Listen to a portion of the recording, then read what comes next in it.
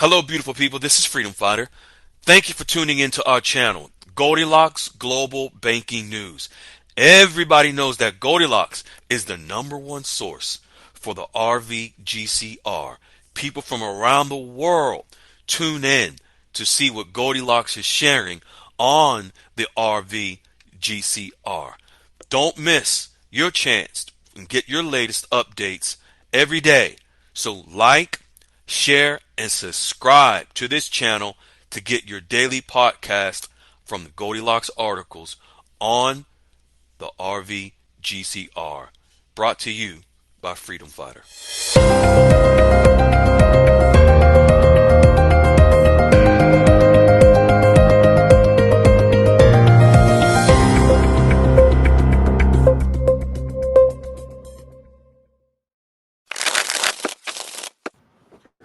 Hey, fine folks, this is Freedom Fighter, and welcome to Saturday Night Dialogues. It is July the 5th, 2025. I hope that everyone here in the States enjoyed and had a happy and safe 4th of July. We have a jam-packed call tonight. We want to get this rocking and rolling so that we can get to it. We are going to show you tonight how, because of what happened on July 1st with the Basel III endgame and gold becoming as money, sound money in the banking system globally, we're going to show you how that has really tipped the scale to where we need it to go related to the RVGCR. This is what we needed as the foundation in the global banking system, and it kicked off on July 1st.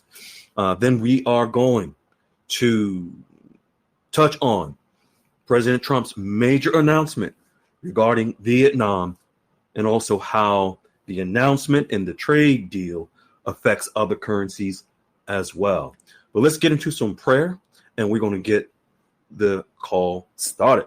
Father God, we always thank you. We submit to you, and we humbly submit to give you grace, honor, glory, and thanks for just allowing us to exist, to be present in the moment, to participate in this opportunity so that we can not only be a blessing to ourselves and our families, but be a blessing to others in whom we may come in contact with in our lifetimes here as a result of this blessing. We are grateful. We are appreciative. We know without you, it wouldn't be possible.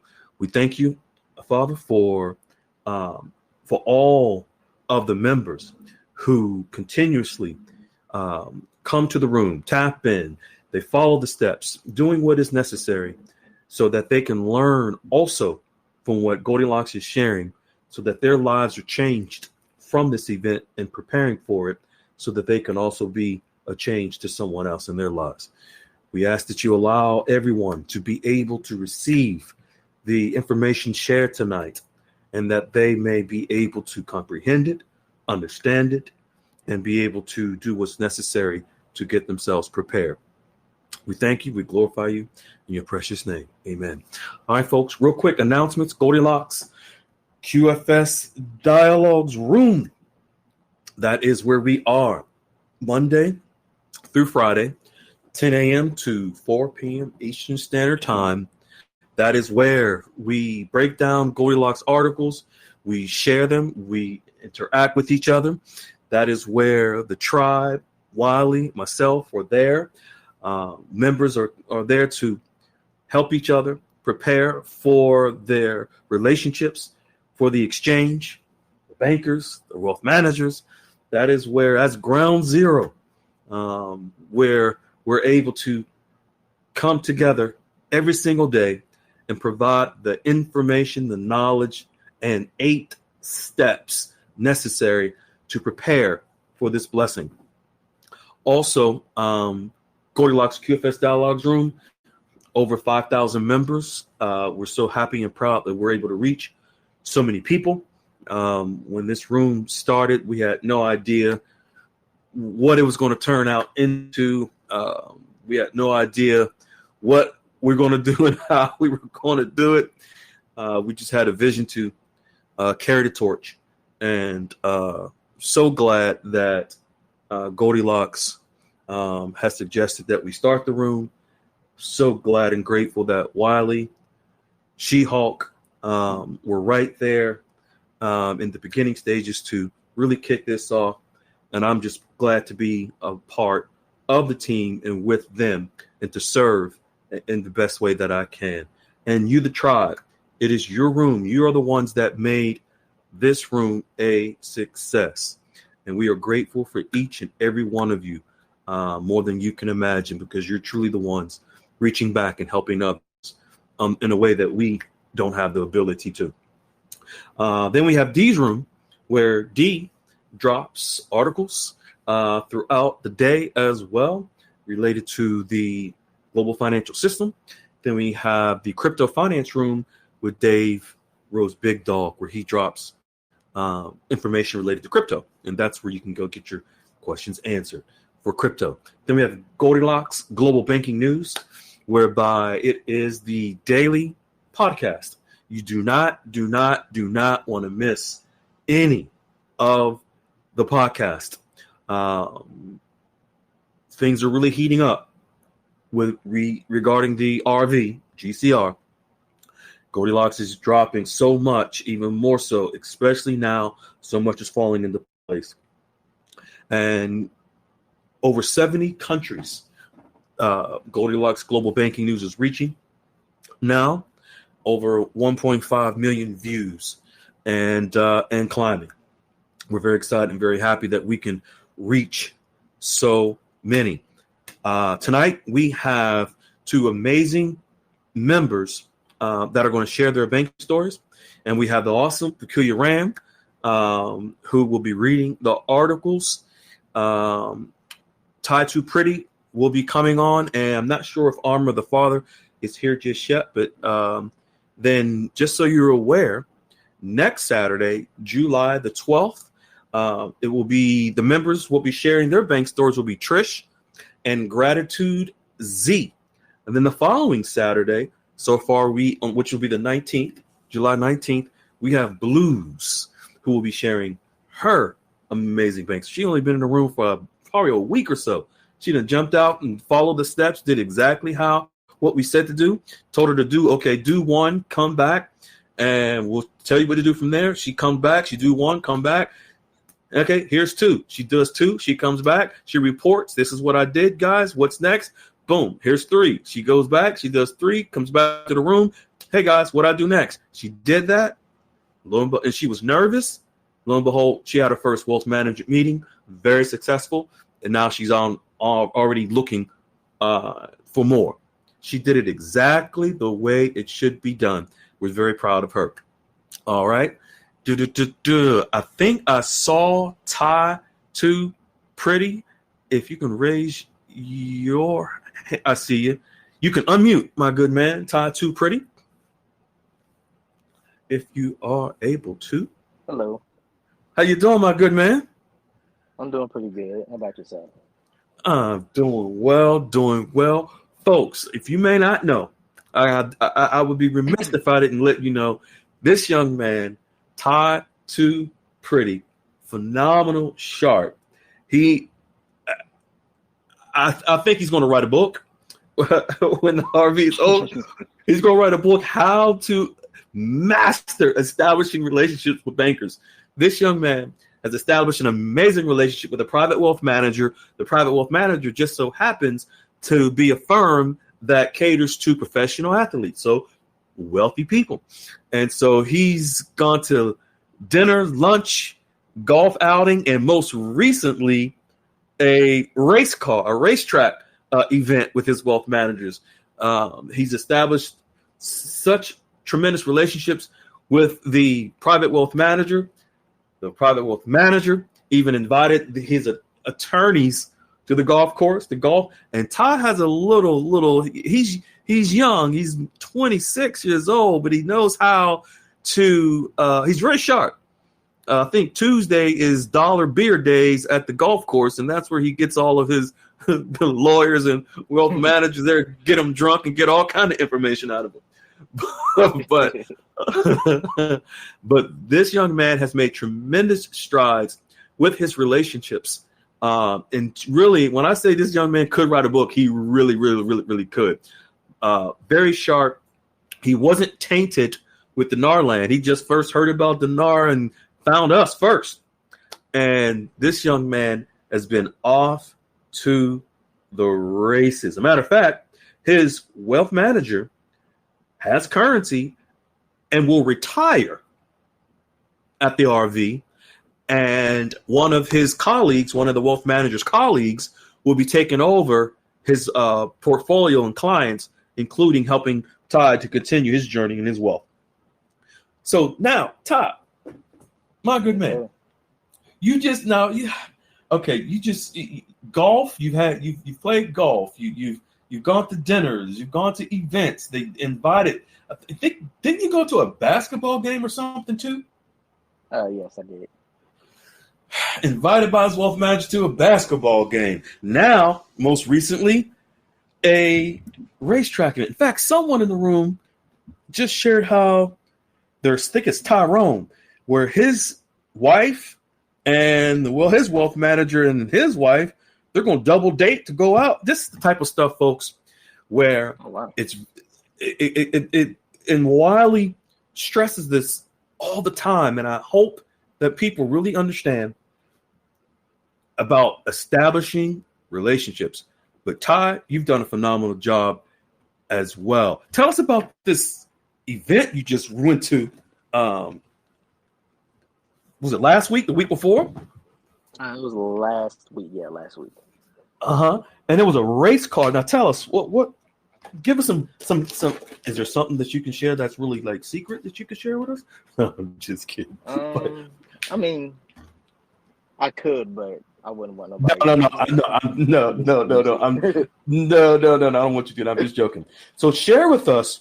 How did this come about? He invited you to this event, and who was there? Were other clients, wealthy clients there? Yes, it was just a invite only with his client. It was maybe like 5 or 6 clients there. Oh, so it was small and intimate. Yes.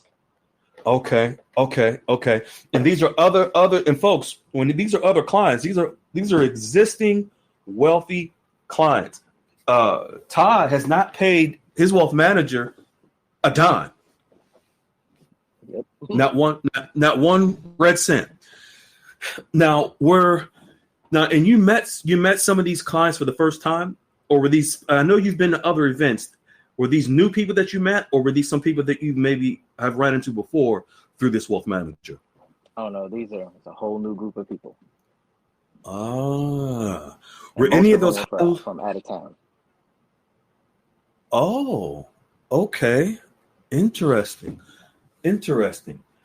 Were any of those high-powered attorneys there that was on the golf course that you were invited to before?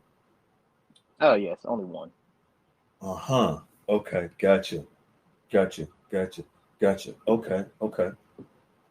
So what I would love for you to do is if you could explain to the people what you did in order to establish your relationship with this wealth manager, because it will help others to kind of have every situation is different and unique, folks. There's nothing cookie cutter. But I would like for Ty to share with you all maybe something that he may say that will really ignite something within one of you, a light bulb, to understand what it takes in order to establish a relationship. If you can share that, Ty, with the folks, I will greatly appreciate it. Oh, yes, most definitely. First, I would just say, know what you want to do, have a serious plan, and it's your mindset. Because the first meeting I had with him, but matter of fact, backtrack. Before I even had my first meeting with him, we had 4 or 5 calls just over the phone, just literally just getting to know each other. There you go. He told me about his family. I told him about my family. Talked about sports, and just the extracurricular activities we like to do. The first meeting that we had, that's when we got down to, the meat and potatoes of what I want to do when this wealth hits my bank account, and Mm-hmm. just like how I want to maneuver through life with it. Because Mm-hmm. when he found that I was 26, when he found out that, about my Mm-hmm. age, it kind of Mm-hmm. threw him off a little bit, but that happens all the time. Right. Get used to it by now. Yeah. So really, it's all about the mindset. And mind you, Mm-hmm. I didn't go in there dressed all fancy and playing big shot or Mm-hmm. anything. I literally had on sweatpants, t-shirt, and a decent pair of Hmm. shoes. Hmm. And Okay. I realized, I was like, okay, they're here to see what's coming out of your mouth, your mindset. They're not worried about Hmm. anything else. Mm-hmm. They're not worried about color or anything like that. Mm-hmm. Mm-hmm. They want to know, what do you want to do, and how can I help you reach your goals financially. Mm-hmm. And also just just a matter of being confident. And in my opinion, honestly, I don't think you don't even need to know, as far as like the trust and stuff, like the meat and potatoes Mm-hmm. of about the banking. Mm-hmm. Just Right. ask them questions, and they'll tell you That's it. everything that you need to know. Exactly. Exactly. You what you're saying is you don't you folks, what he's saying is you don't need to convince these people of anything. You don't need to talk to try to convince them of what's going on in the banking system. When he says you need to ask questions about your mindset, what he's saying is, folks, that is how you establish your relationships. One, mindset is a shift, but asking questions, it's like he interviewed these folks. And when you want to get to know someone, what do? Ask questions. When you just want to talk to try to see if they're going to open up to say something you want to hear, it's not going to be the same. You're not establishing a relationship. These wealth managers, and they're in the banking industry, it is like um, they are wired to help people to achieve their financial goals. That is what they're trained for. That is what their certifications are in. That is what their degrees are in. That is their profession, to help you to achieve your financial goals. So when you ask them questions that are related to your goals, now you are able to have the opportunity to begin establishing a relationship with someone who can help you achieve your goals. And they are literally trained to do so. So now it is their obligation, and especially when it comes to them being fiduciaries, their number one job is to help you achieve your goals. Their number one job is um, not to convince you that they know about the RV. So I commend you, young man, because you said you mindset, asking them Yeah, questions. What definitely. type of questions did you ask them, your wealth manager, in the beginning as you began to establish your relationship? The questions off of Wiley's list. Oh, there it is, the foundation. The That was it. And foundation. then, um, depending on how they answered the question, that's when I would follow up with another question. Uh-huh. But then also, I looked up, all types of trust and stuff. Then when Mm-hmm. I started, using that type of lingo that they normally don't hear like that, just coming Right. from, let's say, somebody in Guru Fufu land came in there just talking about that, you know, Talking it's about not going to Jamie sound Dimon right, if and that all this makes sense. foolishness. Yeah. Yeah, Yeah. it's Mm-hmm. not gonna sound right, Mm-hmm. because That's not their language. just like how yeah, exactly, just like how we're interviewing them, they're interviewing us also to see if we're a good That's fit, right. a good match. Correct. Correct. So yeah. I mean, honestly, in my opinion, it was fairly easy. I mean, I messed up maybe like Mm-hmm. once, but Mm-hmm. other than that, it was fairly easy. I wouldn't even consider it a mess up. I just didn't like how the guy was answering the questions, and I got aggravated. Okay. That was about Okay. it. Right. But I love it because Wiley's questions, folks, is it sets the tone for it's the foundation of really setting the tone to establish you don't have to there's no need for you to try to convince them about the RV and find out what they know, see if they're going to open up. You can utilize Wiley's questions to set the foundation for your relationship and allow it to organically develop from there. In fact, speaking of, well, Wiley, I see you are here. Would you like to chime in here, my good man? Are you able to? Yeah, this is really kind of a good topic a little bit because this takes me back to what Lady Unique put out this week about what her banker told her, but it also goes back to what Armor the Father said when he first did his call, Mm-hmm. and he was talking to the bankers, and the bankers say we have all kinds of people come in, and much like children Mm-hmm. fighting. He wants to grab these people that are coming in with guru foo foo. He wants to Mm-hmm. push them against the rails and say, straighten up, act right. Banks Mm-hmm. cannot do this foolishness you're asking and talking about. It don't happen. But they can't Right. say that. So they Right. dismiss the person to go about saying, well, my bank won't talk about nothing. Well, they would have if you would have approached them in a logical manner, in a Right. regulated manner, with things they can do, not things some internet guru said, go to your bank and demand. Right. Exactly. Exactly. Approach and mindset is everything, in Mm-hmm. everything, especially in business. And this is nothing more than business to the bank. Right. If you want the relationship in business, you need to understand a bit of the business. They realize you're new. Ask the questions, follow up, ask other questions based on that question. Mm-hmm. So, and Ty's masterful at this. He Mm-hmm. got his guy, he got to the golf course, and he realized these were all trust attorneys. He started, what about this trust? What about that trust? They started mentioning trust he'd never heard of. Taking mental Mm-hmm. notes. I need to go look that one up. I need to go look that one up. I need to look that Mm-hmm. one. So he's always taking these little mental notes, and then he's always going back and doing his research so he can come back and apply and see what's applicable to what he's trying to do for him and his daughter and his future spouse, should that come along and enter the equation some point. He's thinking Right. ahead. He's mastering his environment. He's becoming a student of what he wants to know. Mm-hmm. So key. Student, folks.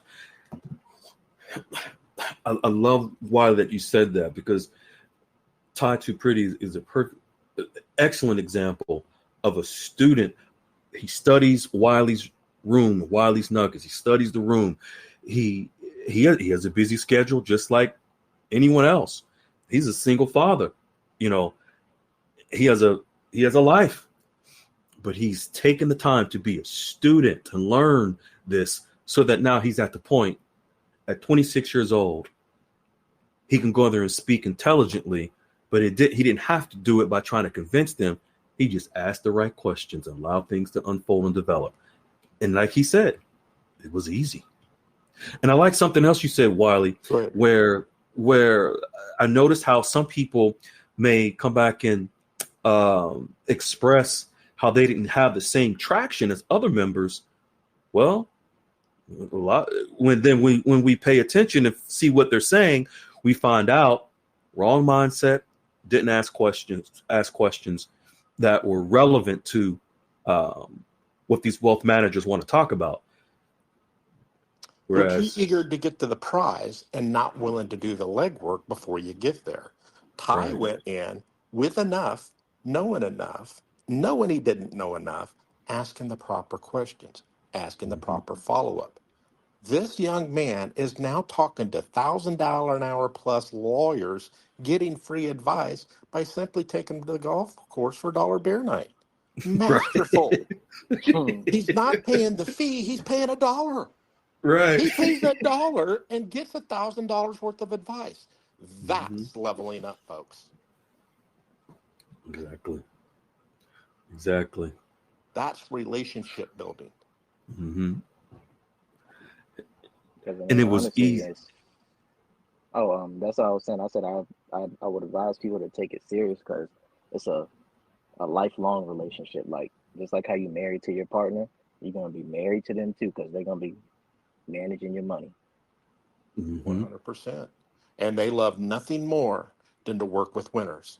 They will work with you. They will make you money as long as you're making them money. It's a symbiotic relationship, and it is one that will last you a lifetime if you nurture it.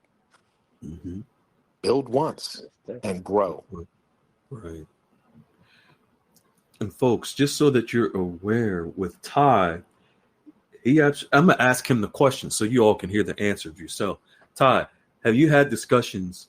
I know the answer, but many people don't know. Have you had discussions with your wealth manager about currency exchange? Yes. So, folks, I knew the answer, but I wanted you to hear it from him. The same exact wealth manager will be exchanging his own currency at the RV. But Ty developed the relationship. Developed the relationship. And like he told you, he had several phones. And I remember, Ty, like it was yesterday. I remember when you posted in the rooms, you were going to have your first phone call with this wealth manager. And then within the second and the third, I remember. And then you guys decide, like he just told you, folks, where they were just shooting the breeze, if you will, getting to know each other.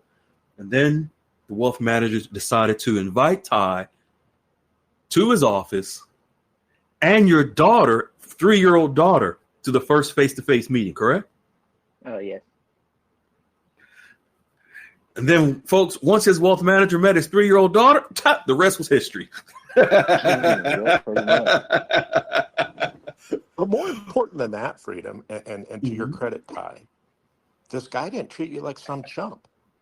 When you had worked with him and visited with him, and then he finally figures out it's currencies and all this stuff, he's like, "Yeah, I have some too. I'm going to be retiring, but I ain't going to leave you in the lurch. I'm not going to leave you dangling in the wind. I'm going to give you my successor." And he already has you on his books for one of his next clients. You don't have to go build it again because you've already done the legwork. You impressed him and you grew with him that he just says, "I'm not going to leave you. I'm giving you my guy." Yes. That's powerful. That's nurturing relationships so that Mm-hmm. that guy automatically gives you the invite to the next guy. Yes, And sir. all Absolutely. your structure stays in place. You're just dealing with a new head guy. Mm-hmm. Most guys would panic. Be like, "Oh, what do I do now? I've done all Right. this work, and now I got to go build all Right. this again with new people." And most people would throw them off. Mm-hmm. But this was instead of throwing them off, folks, this was a handoff. It This would was a be a complete handoff. handoff. The guy was Mm-hmm. very, very upfront with him, saying, "Hey, I'm invested in that too. I will be retiring." And then you were very masterful. "Well, how many people you taking?" "Well, I'm not taking Vinny Miller, but I will take you. But once I retire, I'm going to go ahead and give you that handoff to the next guy who will only handle." And correct me if I'm wrong. I think it was 6 or 12. It was very few. I mean, he was very limited in how many he wanted to work with. So you can understand the power of what that means Mm-hmm. when they only want to work with just under a dozen folks. Yeah, most definitely. When I asked him, about his clients and how many clients, he was managing, at the time it was 35, but as of now, I don't know if he's got any more, but as of now it's 36, counting me. And he told me up front that he wasn't thirsty for clients. Like he's like, it is what it is. He said, I'm not thirsty for clients. I'm good. Mm-hmm. But see, you understand this man's arena. He deals with Yeah. professionals that are multimillionaires that won't outgrow him. And it was Mm-hmm. so Yeah. nice to him to say, "Okay, I see this young man coming to me. He come at me with the right way. He's asking the right questions. He's bringing the heat. He's bringing some knowledge. He's bringing stuff that is what people need to ask. I can Mm-hmm. mold this kid. I can work with this kid, and I can make him a multi millionaire." What he's bringing to me, and he saw that, and he's like, "I'm going to take the risk. I'm going to pull him in. Not what I normally do, but the kid's got it. I'm taking him." That is to your credit, Ty.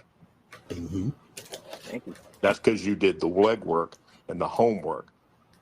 So when you went in, not so much spoke the language, but you had enough of it, and you had enough of an idea of where you wanted to go, and he understood that, and he knew he could work with that. Most definitely. Exactly. Thank you.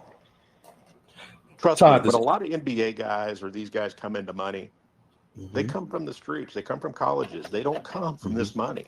This is all new to Mm-hmm. Yeah. them too. And he's used to building those, right?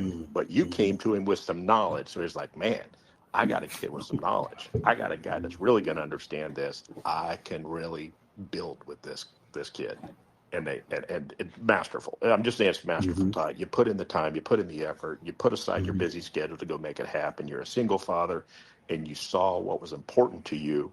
And it's that important to you that you made the effort, made the time, and did the due diligence. Mm-hmm.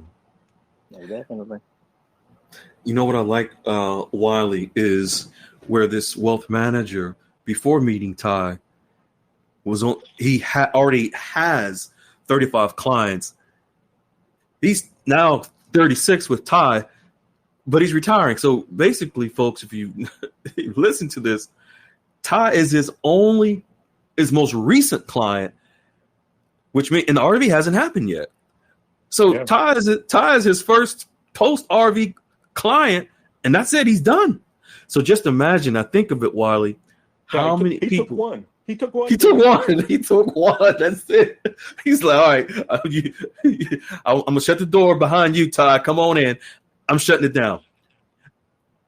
And so I think about, Wiley, how there are people that are still under the impression that they can just wait until the RV, and then all of a sudden they're going to go have access to a wealth manager. When these wealth managers, they have as well as anyone, they have a cap on how many clients they will take on. 100%. There's only so much they can do, so much they can handle, so many people they can help effectively. Like, again, this guy had 35 people under him, multi-millionaires from all walks of life in the professional sports arena. Mm-hmm. He's like, you know what? I know where you're at. I'm invested in that too. I'm going to bring you in. Oh, and by the way, I'm retiring, but I'm going to hand you to the next guy. Most guys just would have passed. Right. Yeah. Yep. And mind you, it was I couldn't just find his number. Just couldn't just call him. Couldn't just Google look it up. It was like filtered calls. So I talked to like 2 other people just to talk to him. I bet you got his number now, don't you? Oh yeah. Uh-huh. You got him on speed dial. That's awesome. Congratulations, Todd. We're so proud of you. Yeah, Ty, you write that book, I'll read it. I man, yeah. I mean, you got a lot of runway to grow in this, and there's plenty of time. And I'm telling you, there's nothing what I see from you. There's nothing but going to be growth, good times. Don't worry about mistakes. Mistakes are learning experiences. You learn from them, you pivot, you move on. It's how fast you pivot and the team you have around you to help you pivot. That's what's important. That's right. Most definitely. Beautiful. But that's a meetup though. It was definitely the one client that I did get to bump elbows with. I don't think I can say I'm gonna just say he's invested in the same thing also, but I wouldn't say the type of currencies that we have. I'm not gonna say which one, but I would say it's a good one in my opinion. Yeah. Trust me, anybody who's anybody on the planet can see this. Most people won't touch it because they don't understand it. There's people in this that shouldn't be in it because they completely don't understand it, and it's a lottery ticket for them, and it's the ultimate wrong mindset for them. And they're gonna pray for yesterday when this happens because they're gonna be in worse trouble because they had no guidance, no guardrails, and no plan. Yeah. And that is 3 recipes for disaster to really put yourself in a worse hurt than the hurt you feel today. And you know what, while I just picked up on something, listening to what Todd just said about this other client that has currencies, is how that person that was so willing to open up to Ty to tell him what he's invested in. I just think about that. Well, that's when you're rubbing elbows. They're going to say, "Hey, what Yeah. are you into?" "Oh, I'm into this." "What Yep. are you into?" "Oh, I'm doing this." Mm-hmm. Hey, if one was so inclined to get into that, who do I call?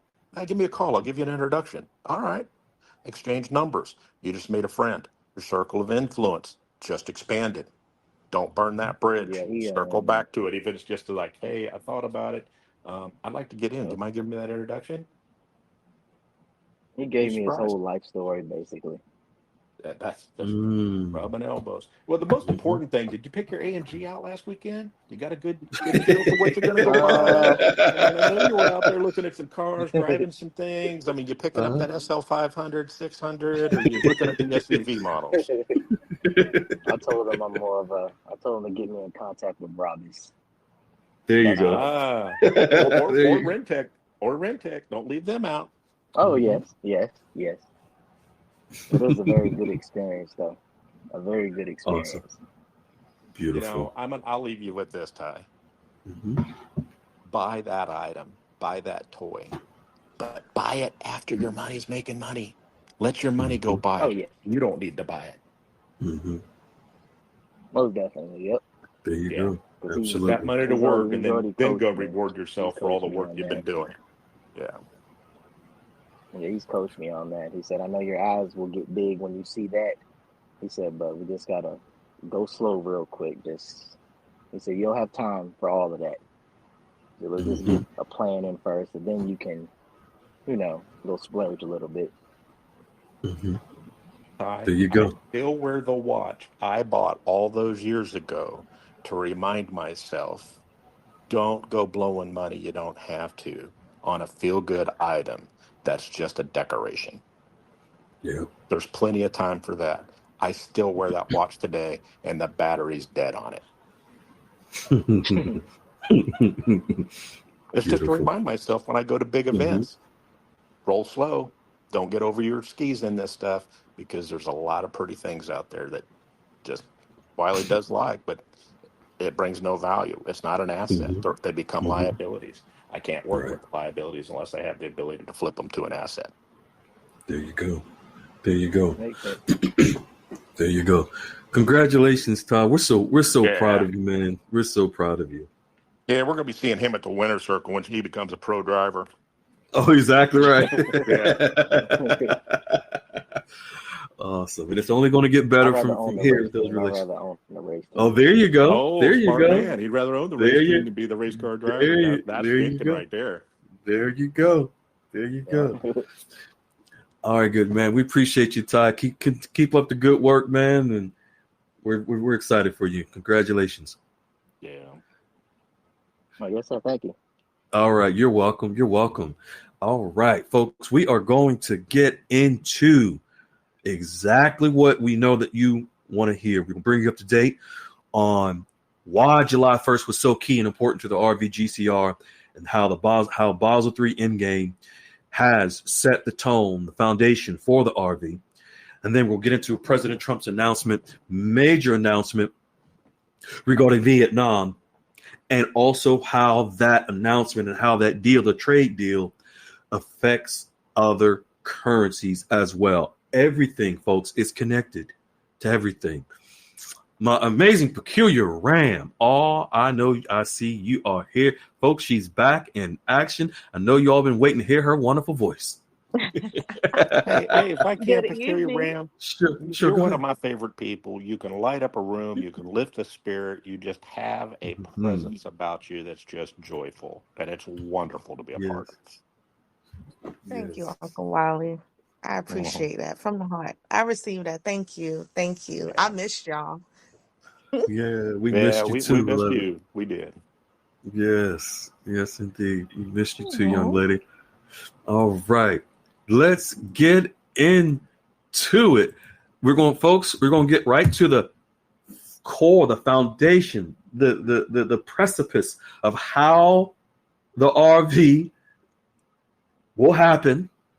We're going to go right back again to the article from last April from the inside of Trump's administration about the currency reset and how it will happen. And this is going to set the tone for everything that Goldilocks has shared throughout the week. We're going to break it down right here tonight. And it just comes right back to the Trump administration's leak on the RV and how it will happen. We're actually seeing the developments of the RV right in front of us. In fact, Peculiar Ram, and when you read the articles earlier, you sent me a DM like exciting. You read these articles and Yeah. what did you see? Alignment. Mm-hmm. More than anything, and it being mainstream, more and more mainstream. Yes.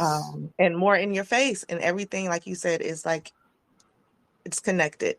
And the Yes. more it seemed like every week since the end of May, like everything has been like fitting in perfectly, especially in the month of June and the starting of this month.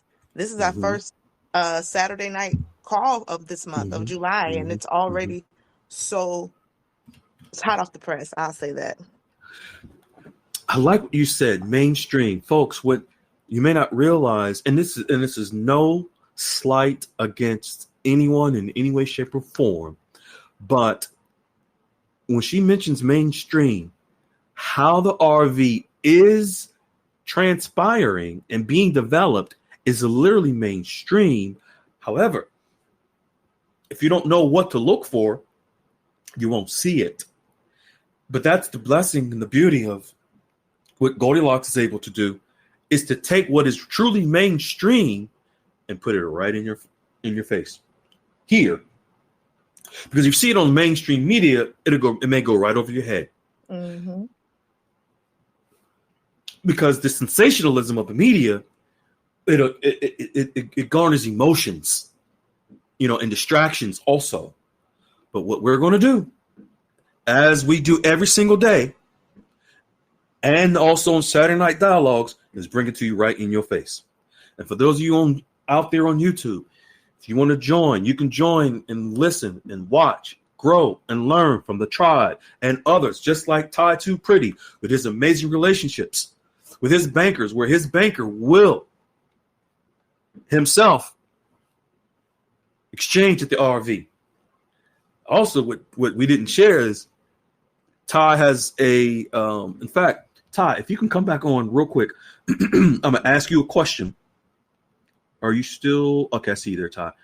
Ty, I'm going to ask you, if you can unmute, I'm going to ask you a question I know the answer to. Based on your private wealth manager being a fiduciary, and based on that relationship, will your private wealth manager be exchanging your currency for you? Yes, he will. Thank you. That's all I wanted. Folks, that relationship that he's been able to develop. Just think about that. Wiley, did you want to chime in here? I see you're on. Yeah, real quick though. But that is a contracted thing that's being done between them. Ty has signed a contract with this fiduciary to act on his behalf, to work with Forex to get him the best rate. This isn't just like, oh, I got a contract to demand the best rate. No, you have to work with the professionals who have the licenses to be able to do this on one's behalf. Very important. Very important. Exactly. Folks, no one can just walk off the street and get a quote unquote contract rate because one of the Sesame Street Muppets that you call gurus have told you that you can do that. Ernie, Bert, Cookie Monster, Big Bird, Miss Piggy, all the Muppets out there telling you all these different things about what you can do. It's not true. What Wiley just said is so key.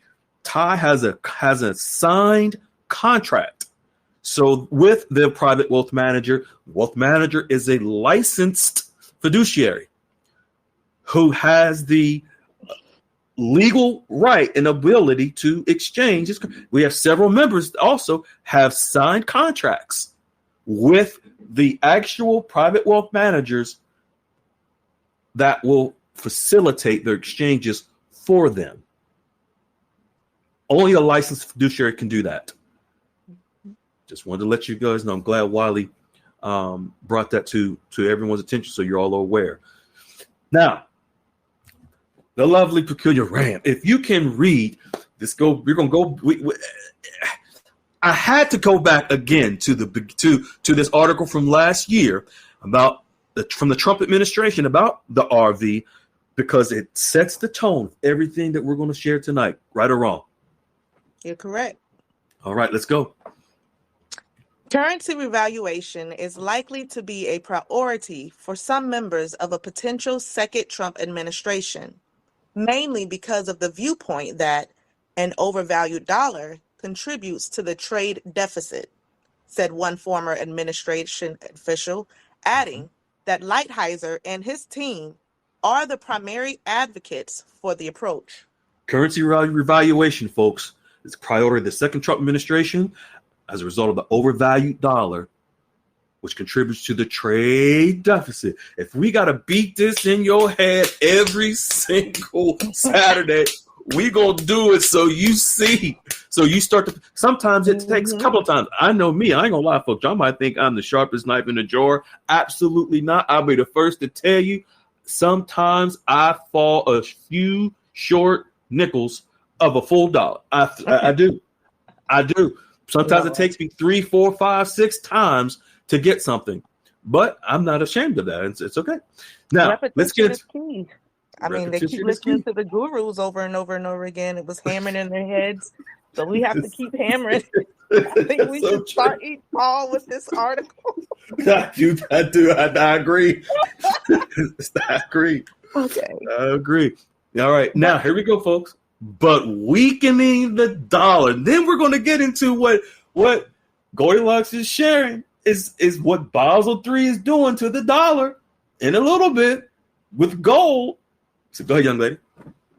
But weakening the dollar could have other far-reaching consequences, from sending consumer prices for imported products soaring to inviting retaliation from other countries and threatening the dollar's role as the world reserve currency, which would undermine U.S. sanctions on adversaries like Iran and Russia. So folks, what this article is saying is that as a result of the currency revaluation in the second Trump administration, by focusing on the trade deficit, Trump's idea is to weaken the dollar. Well, what this article is saying, but weakening the dollar, there will be consequences. What are those consequences? It will send prices soaring for the imported goods. We're going to see where articles this week is saying that's exactly what Trump's agreement with Vietnam and others will do. But there's a solution. And then it also talks about the retaliation from other countries, meaning that these countries, not war, but retaliation on putting tariffs on the U.S., since the U.S. is putting tariffs on them. This is the retaliation it's talking about. And right now, this is what China was supposedly debating. Now is about retaliating against the U.S. against tariffs. But now also it talks about by threatening the dollar's role as the world's reserve currency. We're going to get into what's happening right now regarding the world's reserve currency here shortly. Okay, now let's get into Basel III. This is, folks, on July 1st. The banking system globally, every single bank. I'm going to be straight to the point so you all understand. The Central Bank of Iraq, Basel III compliant. Central Bank of Vietnam, Basel III compliant. Venezuela, United States, whatever currency you have, most likely those countries that govern those currencies are Basel III compliant. Therefore, they have met the standards for an adequate amount of capital, meaning money, gold, foreign currencies. This is all reserves, gold, reserves, foreign currency, reserves, and capital reserves, money.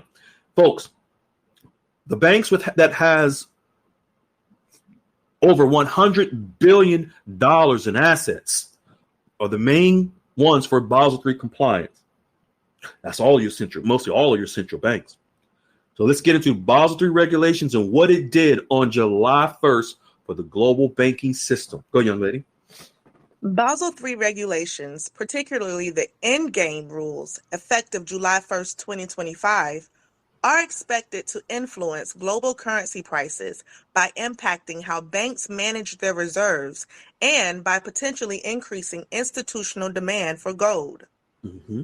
The regulations, which redefine gold's role as a Tier 1 asset for reserve requirements, could lead to a stronger gold market and potentially affect the value of other currencies in relation to gold.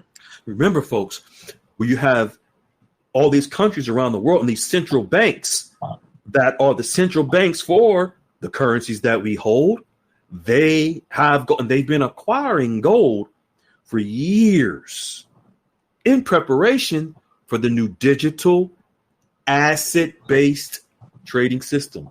Now, as of July 1st, with Basel III Endgame, the global banking system is asset-based. We are no longer in the old fiat banking system. We are in the new banking system whereby assets, this is why it's called the digital asset-based trading system or the digital asset-based banking system, where we have now moved to a banking system whereby currencies will be backed by asset, and the number one asset will be gold. Okay, young lady.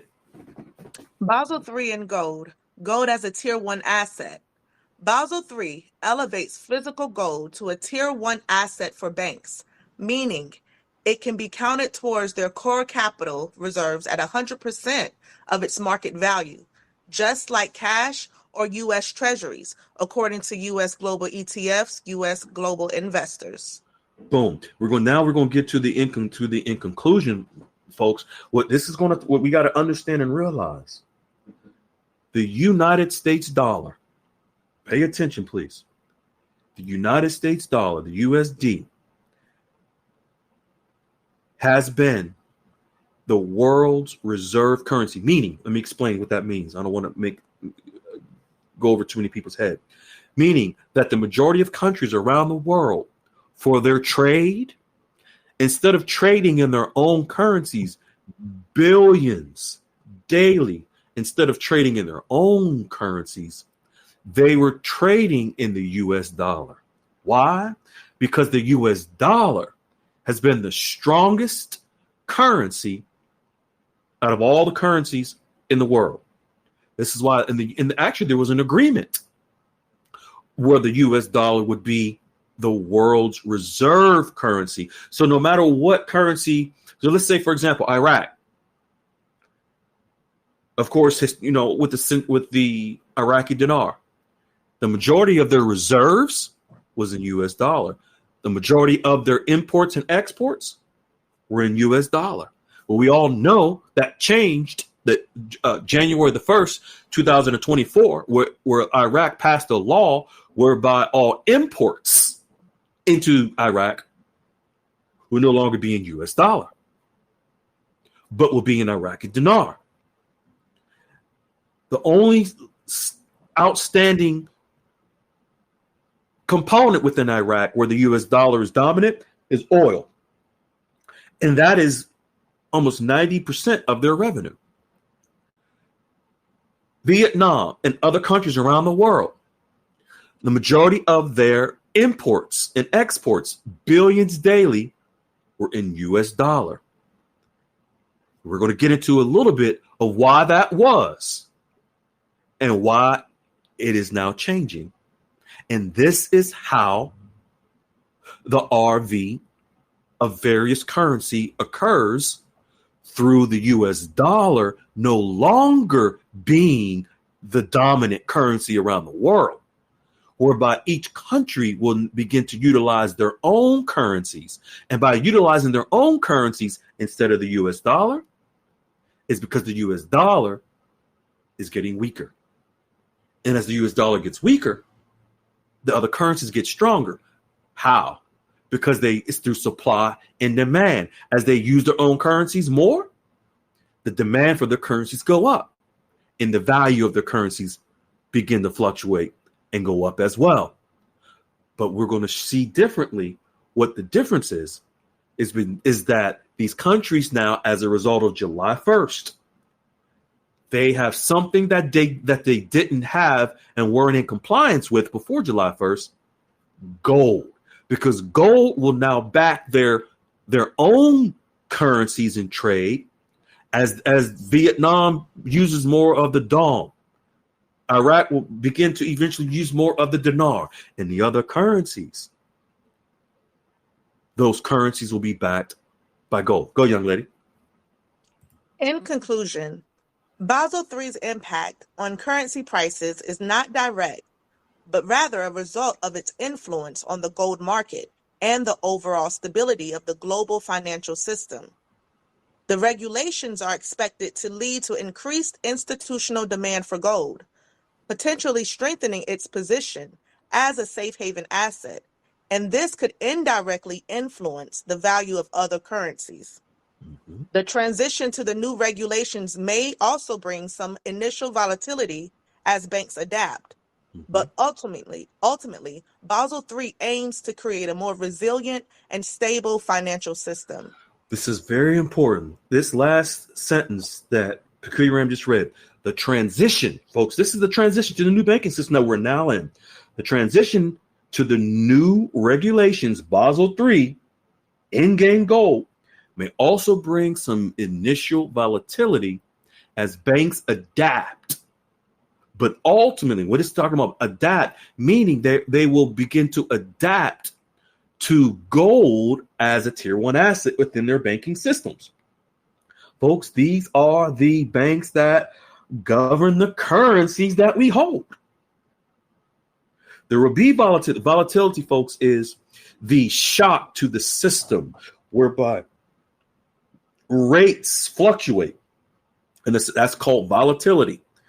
So banks will potentially be shocked as we transition into the new banking system, but it's okay because Basel III aims to create a more resilient and stable financial system.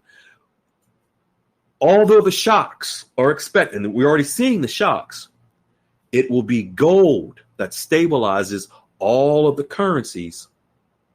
And then as gold begins to rise, so does the value of the currencies within those banks whereby they have gold as their assets. This is a strategic, the RV is a strategic, well-orchestrated event for years in the making. There has never been a switch or a delay. This has all been orchestrated. And we're going to see it here shortly of how it's been orchestrated, whereby the United States dollar, like I said, was the number one desired currency, was the world's reserve currency. You got to think of it like this. The United States was like the mother hen for all of these countries around the world, whereby,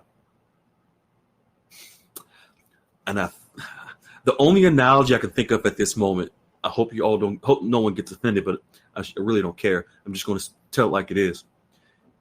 The United States here we have the United States, Section 8. Section 8, government assistance. The United States and the U.S. dollar has been the Section 8, government assistance to majority of all the countries around the world with the U.S. dollar. So just like government assistance, Section 8, whereby someone depends on the government to house them, feed them. No, this is not judgment, so don't take this the wrong way. I'm just using this as an example. But with that government assistance, there is a lack of an independent thinking. There is a dependency, and that dependency creates weakness, inferiority, dependency. The United States has been the government with the United States has been government assistance on Iraq, government assistance on Vietnam, government assistance for every other country around the world through the US dollar. These countries have depended on the US dollar for trade. Billions of dollars. This is all orchestrated. The United States made this agreement with these countries over 50 years ago, whereby they can utilize the US dollar because it's strong. Well, falsely inflated, though, the value of the dollar, whereby here in the United States, we just print money out of thin air. But the dependence, Vietnam depended on the US dollar in trade. Iraq, the rest of these countries depended on the US dollar.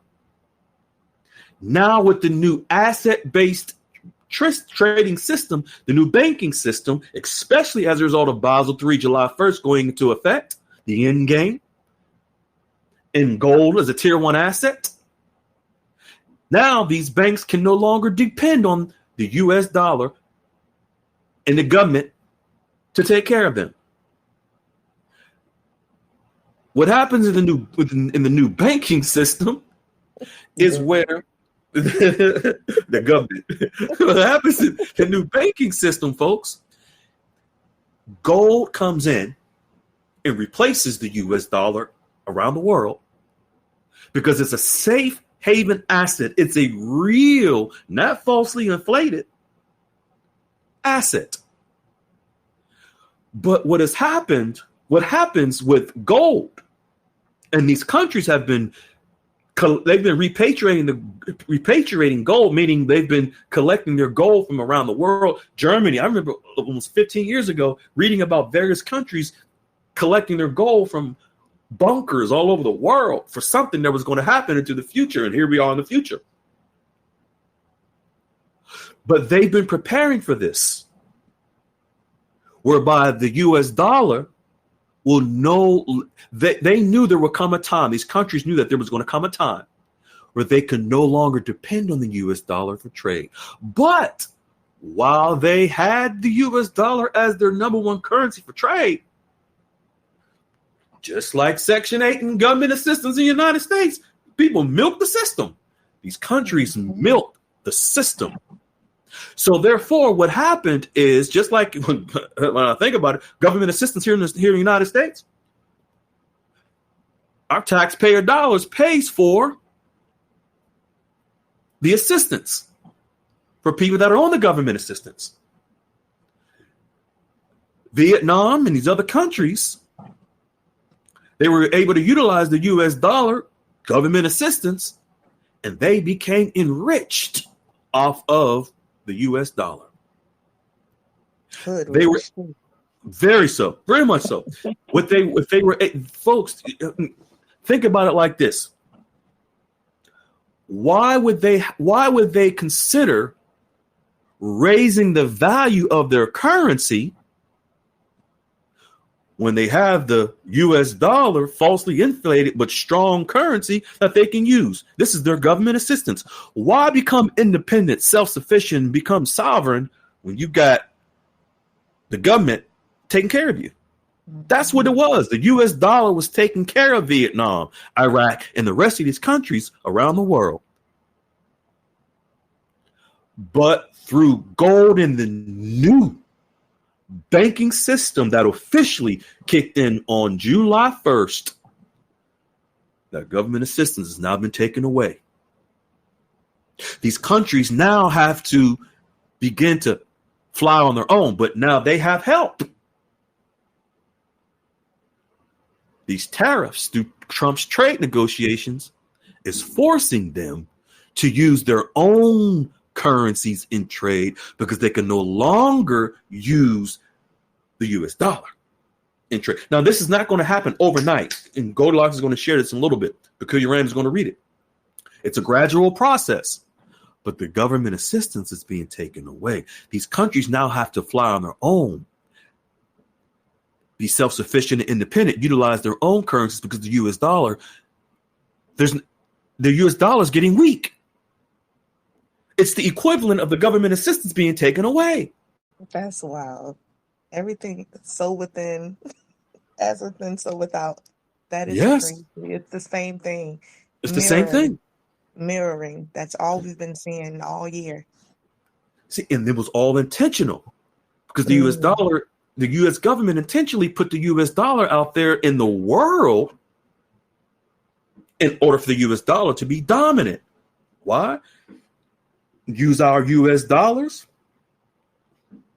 and also use our allow us in exchange. Our military can come and set up shop in your country. Utilize our U.S. dollars. We will protect you. We'll protect you from China. We'll protect you from Russia. We'll protect you. Use our U.S. dollar. So they did. They didn't have to raise the value of their currencies. Look at Vietnam. Their GDP, fastest growing economy in the last 20 years. Not because of the strength of the Vietnamese dong. The real rate and value, let it go to the market, it goes up. They didn't have to use their own currency, the dong. Just use our government assistance. The United States dollar. Oh, and we can trade with the United States and make, like in 2024, over 123 billion in the United States, 123 billion in a deficit. Phew, man, government daddy, how many kids you want me to have? You gonna keep giving me money? That's the mindset that these countries we're working with.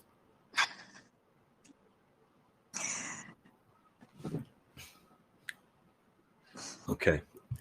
I hope I explained that well, folks, because it peculiar. I think it's going to set the tone for everything else that we're going to show coming forward. Great analogy. Thank you, beloved. All right, and it's all, folks. I hope you picked up what I just put down, because it's going to make even more sense when you see what is happening in the global banking system with the RV and specifically Vietnam, with this announcement that President Trump just made the other day on July the 2nd, a day after July 1st of Basel III. Go ahead. While Basel III doesn't directly dictate currency usage, its implementation could indirectly lead to a decrease in the dominance of the U.S. dollar in international trade and an increase in the use of local currencies, though not necessarily a full-scale shift. Okay, I want to repeat that. This is very, very good. This goes back to what I would like for you to do real quick, beloved. If you could read that sentence from the first screenshot, but weakening the dollar. Read that, and then I'm going to read what you just read. Weakening the dollar. But weakening the dollar could have other far-reaching consequences, from sending consumer prices for imported products soaring to inviting retaliation from other countries and threatening the dollar's role as the world reserve currency, which will undermine U.S. sanctions on adversaries like Iran and Russia. And this is, folks, in order for the currency revaluation to happen from the Trump administration as they leaked. So now then it says, while Basel III doesn't directly dictate currency usage, its implementation could indirectly lead to a decrease in the dominance of the U.S. dollar in international trade. Here is the weakening of the dollar that Trump administration was talking about, that Trump was going to do when he came back for his second administration. In order to facilitate the currency revaluation, he was going to have to weaken the dollar. And here we are. Basel III, folks, weakens the dollar because Basel III is whereby gold becomes the world's reserve currency, replacing the U.S. dollar in its in international trade and dominance. So gold now jumps right in and slaps Section 8 right in the face. It takes away government assistance of the U.S. dollar in place for gold, where gold decreases the U.S. dollar's dominance because gold is a safe haven asset. The US dollar is not backed by anything.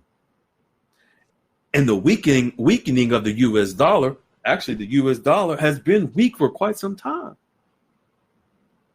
But now that gold is coming in to the banking system, it can now take its rightful place. Go, young lady. However, the shift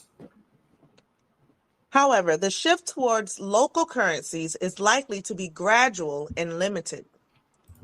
The US dollar is deeply embedded in global trade and financial systems. Using local currencies can introduce new risks and complexities. Central banks are likely to maintain a degree of control over their currencies.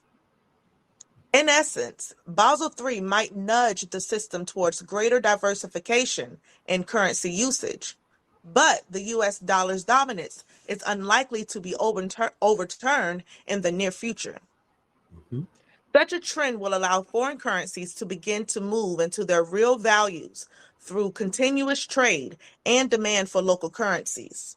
Watch the water. folks, what Goldilocks is saying, if for those of you may not know what local currencies are, your Iraqi dinar is their local currency. Our Vietnamese dong is Vietnam's local currency. When Goldilocks mentions local currencies, it's the actual currencies that many of us hold. So in essence, Basel III might nudge the system towards greater diversification in currency usage. Why, folks? Because the US dollar is not going to be the dominant currency anymore. But the US dollar's dominance is unlikely to be overturned in the near future, meaning it's not going to be overnight. It's going to be gradual. But that does not mean, folks, that we won't potentially see the floats in currencies in the very, very near future. And we're going to touch on that in a little bit as well.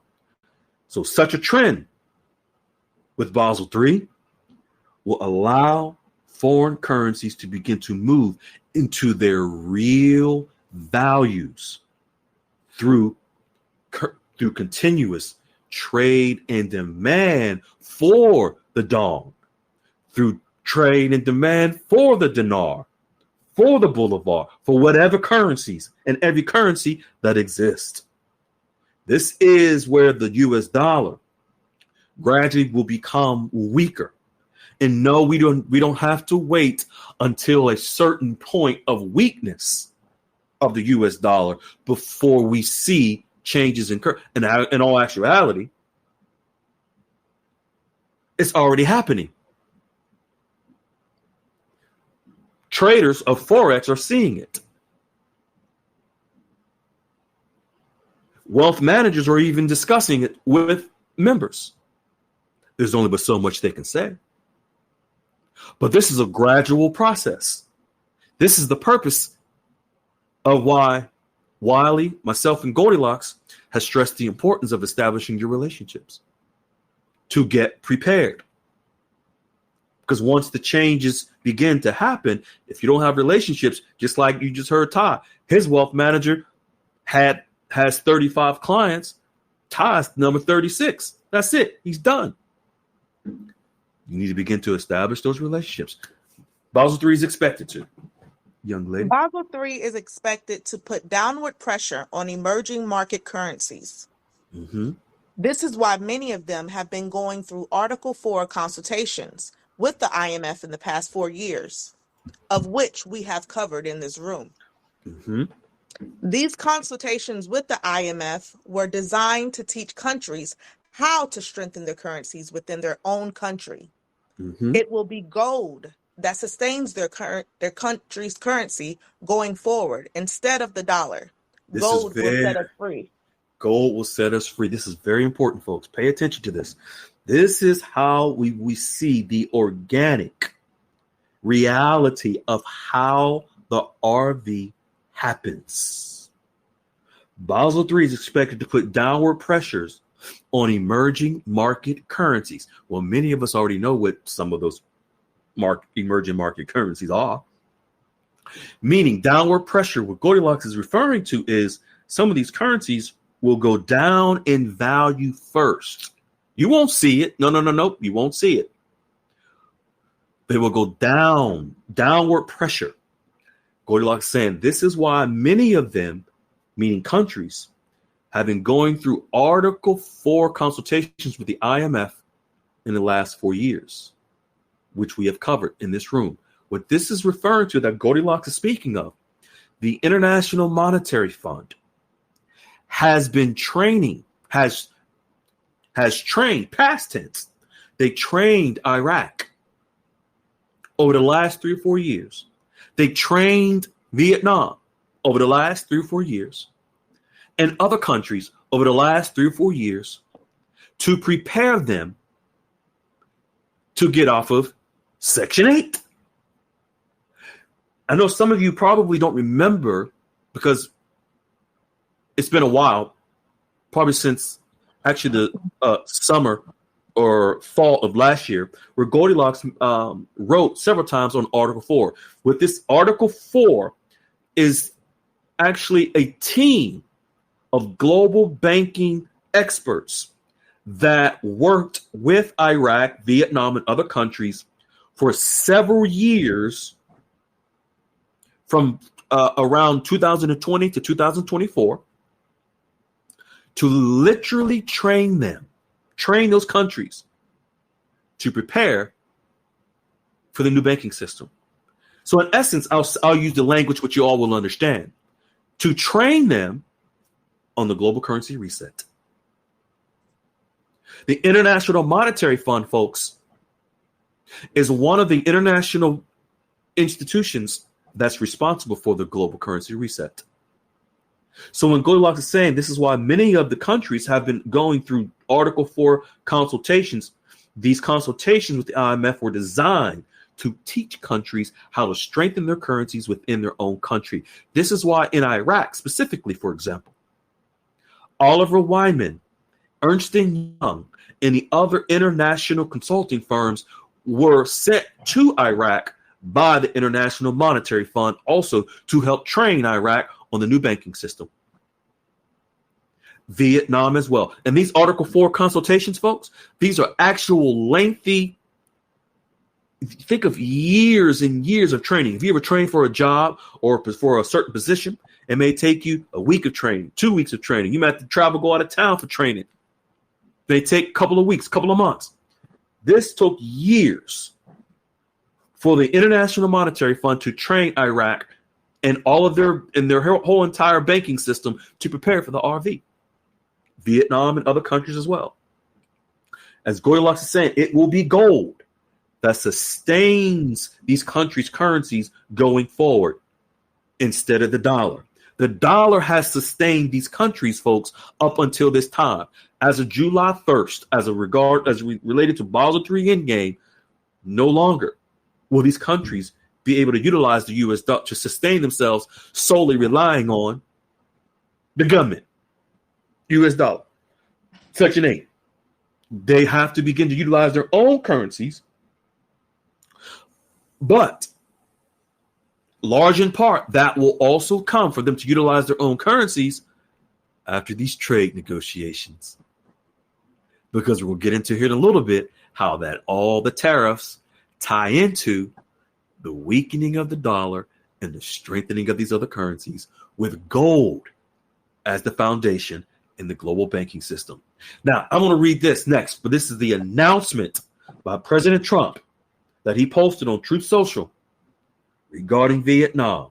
He states, "It is my great honor to announce that I have just made a trade deal with the Socialist Republic of Vietnam after speaking with Tu Lam, the highly respected General Secretary of the Communist Party of Vietnam.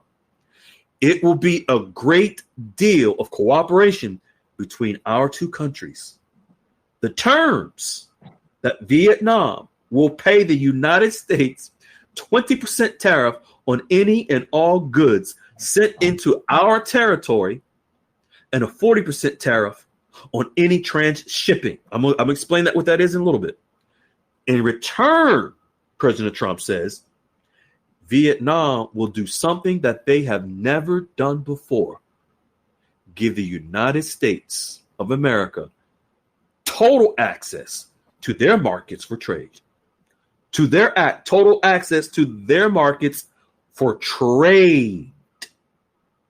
In other words, he says, they will, in all caps, open their market to the United States, meaning he wants to give more clarity, meaning that we will be able to sell our products into Vietnam at 0% tariffs.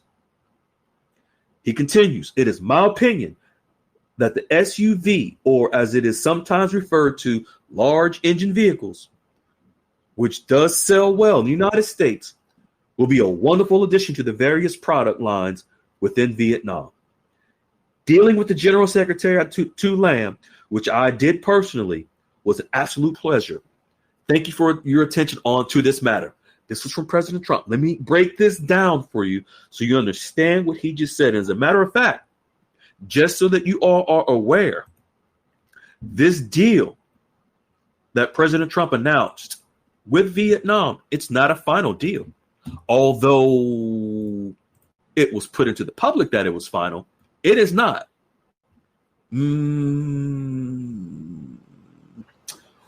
Goldilocks, we have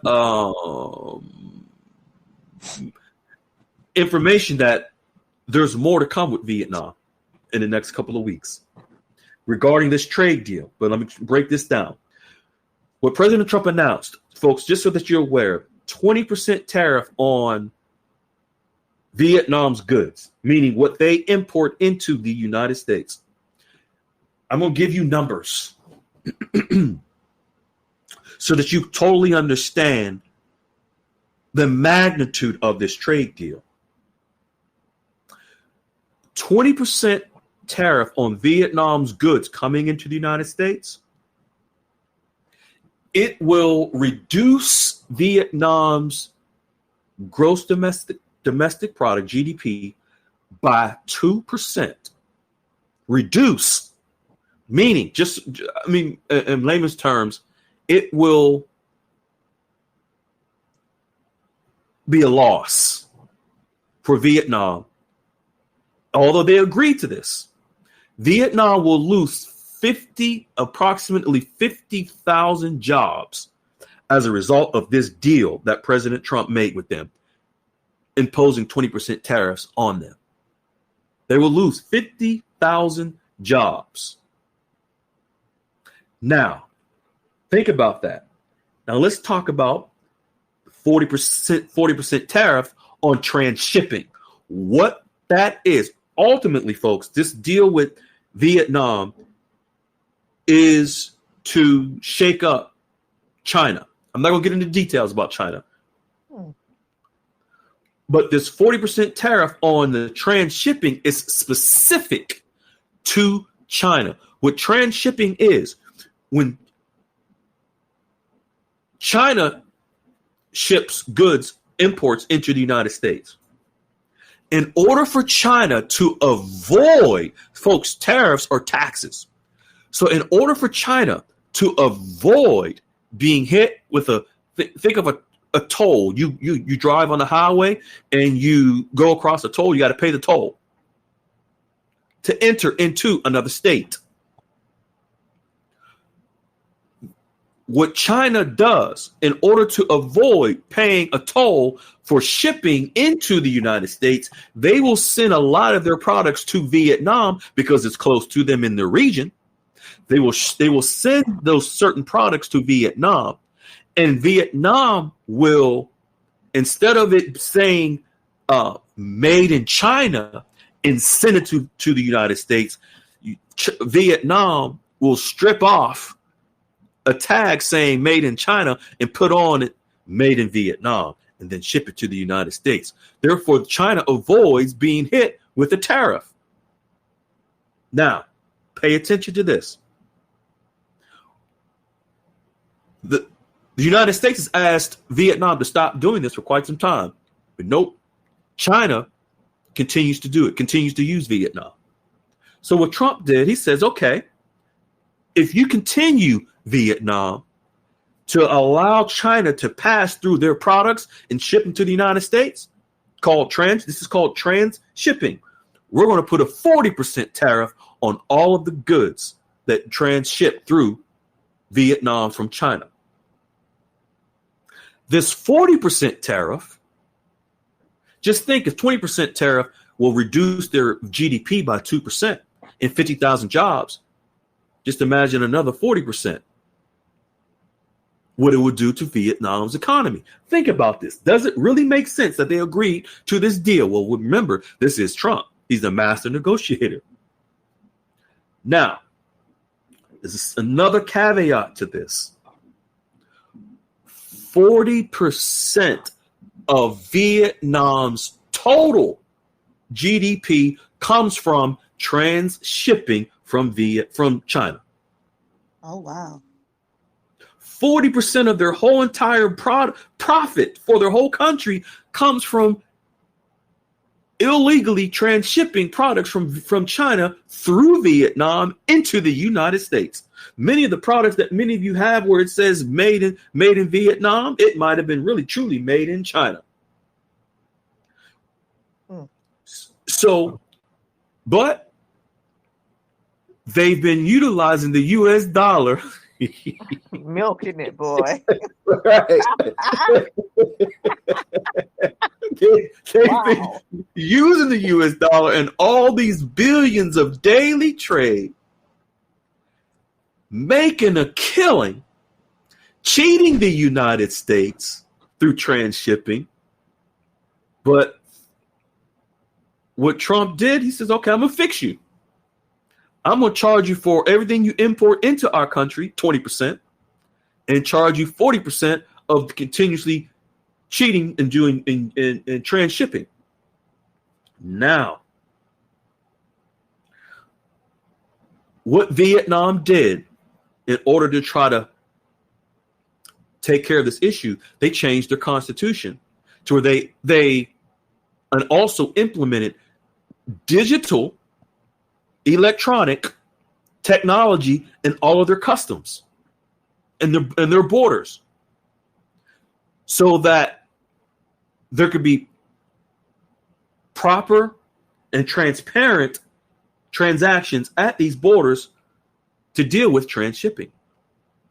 Now, we're going to get into here now of what Goldilocks is sharing about this deal.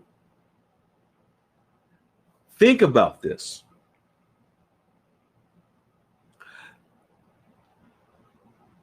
If Vietnam is going to go into the hole with this deal, this trade deal, they have to do something to offset. They have to do something to offset going into the hole from this trade deal that they agreed with President Trump. We'll get into that in a little bit, and it's going to make sense to you. Then you're going to begin to realize, oh, this is how the dong goes up in value. We'll get into that in a little bit. Now, the trade deal announced by Trump. If you can go there, young lady. Yes. The trade deal announced by President Trump on July 2nd, 2025, between the United States and Vietnam does not explicitly create a fully open market economy or directly address the determination of currency exchange rates through the market forces. However, it includes provisions that can move the bilateral trade relationship closer to open market principles, particularly by granting the U.S. tariff-free access to Vietnam's markets while imposing a 20% tariff on Vietnamese goods entering the U.S. and a 40% tariff on transshipped goods. Below, I'll break down the implications for an open market economy and currency exchange rates based on the available information. Okay, thank you, beloved. Now, folks, pay attention to this. Market economy. What's happening is this agreement that President Trump was able to finalize with, not finalize, but to agree to at this point with Vietnam, the expectations from 20% tariffs, if they were just to leave it at that, when it's all said and done with all of these tariffs negotiated with all these other countries as well, the expectation is at 20% tariffs The expectation is that there should be movement in the value of the Vietnamese dong eventually.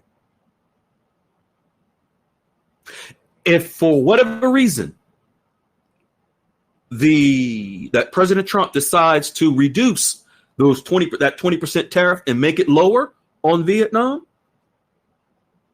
the expectation is that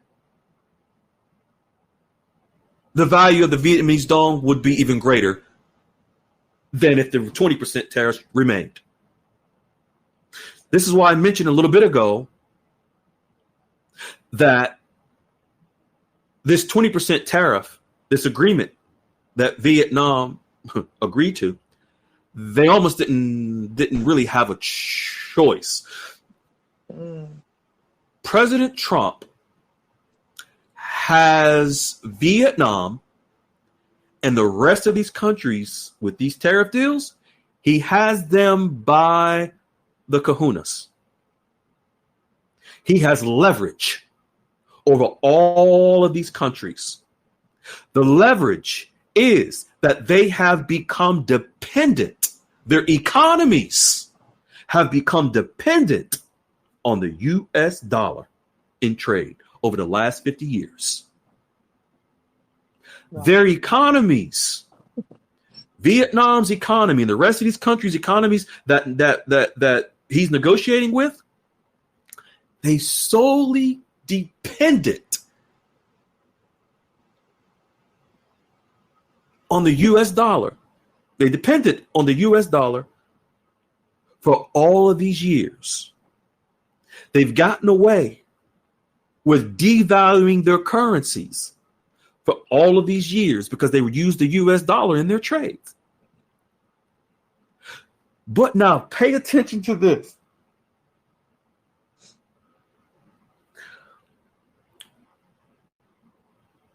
The United States is Vietnam's one of their largest trading partners. If Trump put 46% tariffs on Vietnam, which was the initial that he was going to do, it would decimate their economy. But he wouldn't do that. The leverage is that their economies, for example, let's use Vietnam, for example. Their economy is bustling.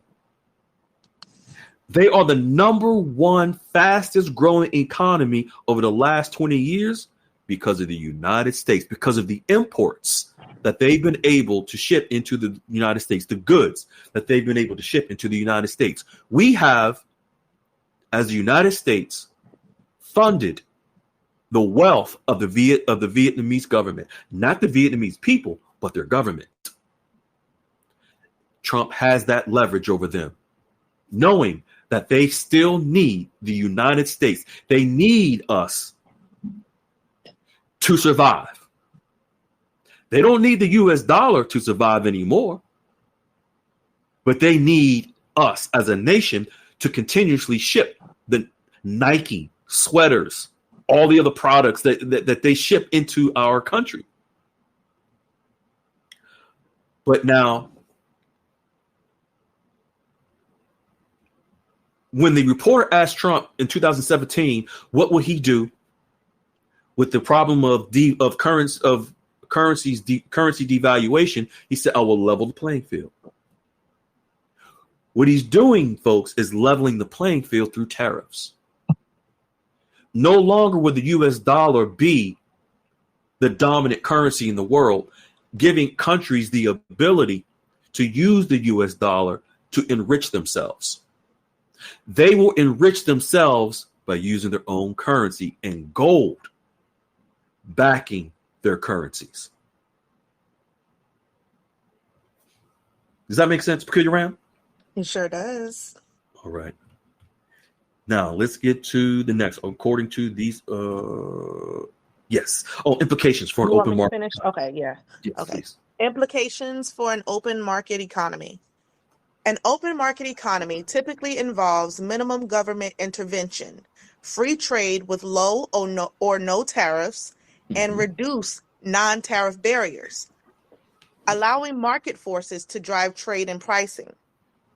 The trade deal moves towards this in some ways, but falls short of establishing a fully open market economy. Now, let me explain what Goldilocks is saying here.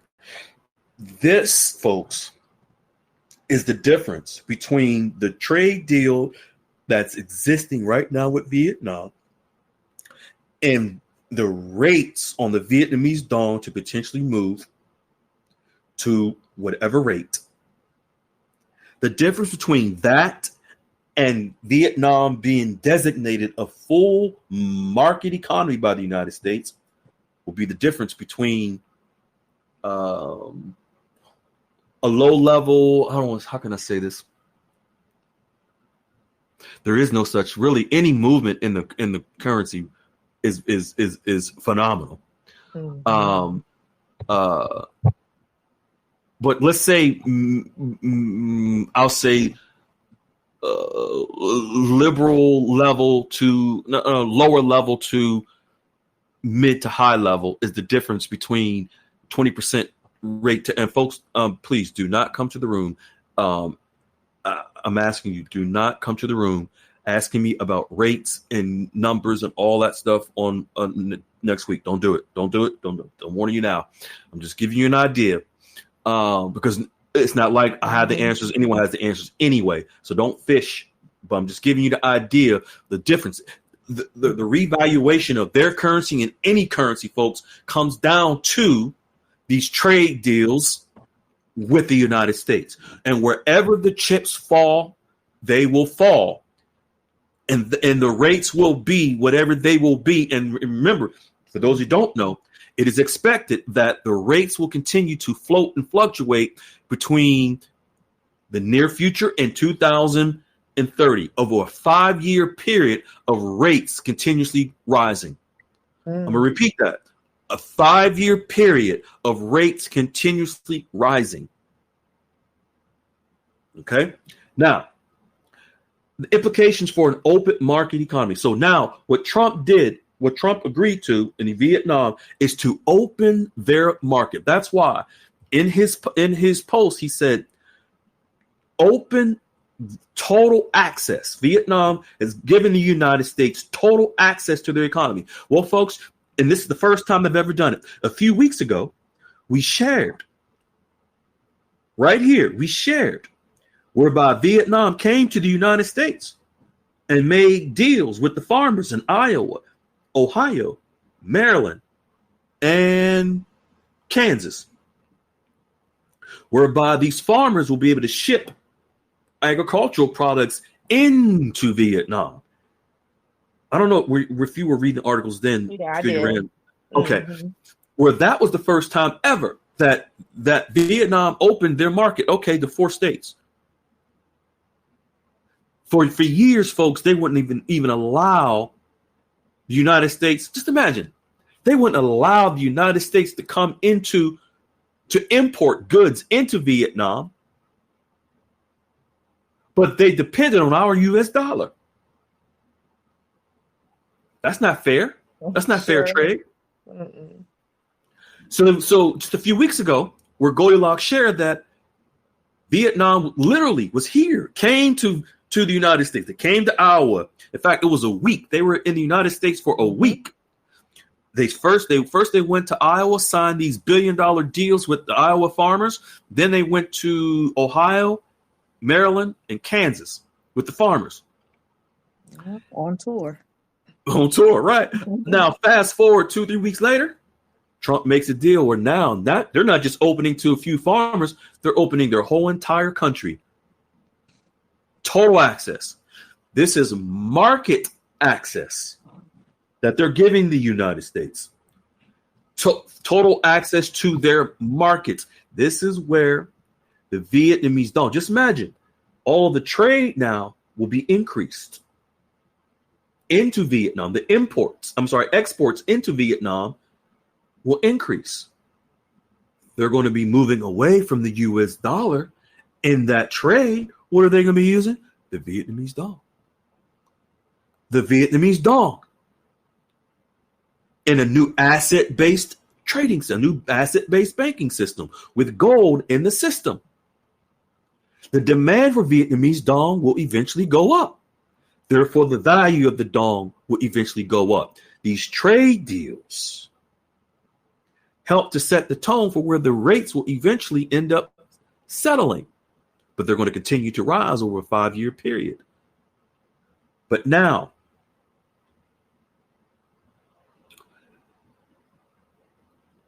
the conversation I had with Goldilocks on Thursday was very unique. Well, they all are, to be honest with you. Mm-hmm. But when Trump announced this deal with Vietnam, Goldilocks said to me, "Freedom,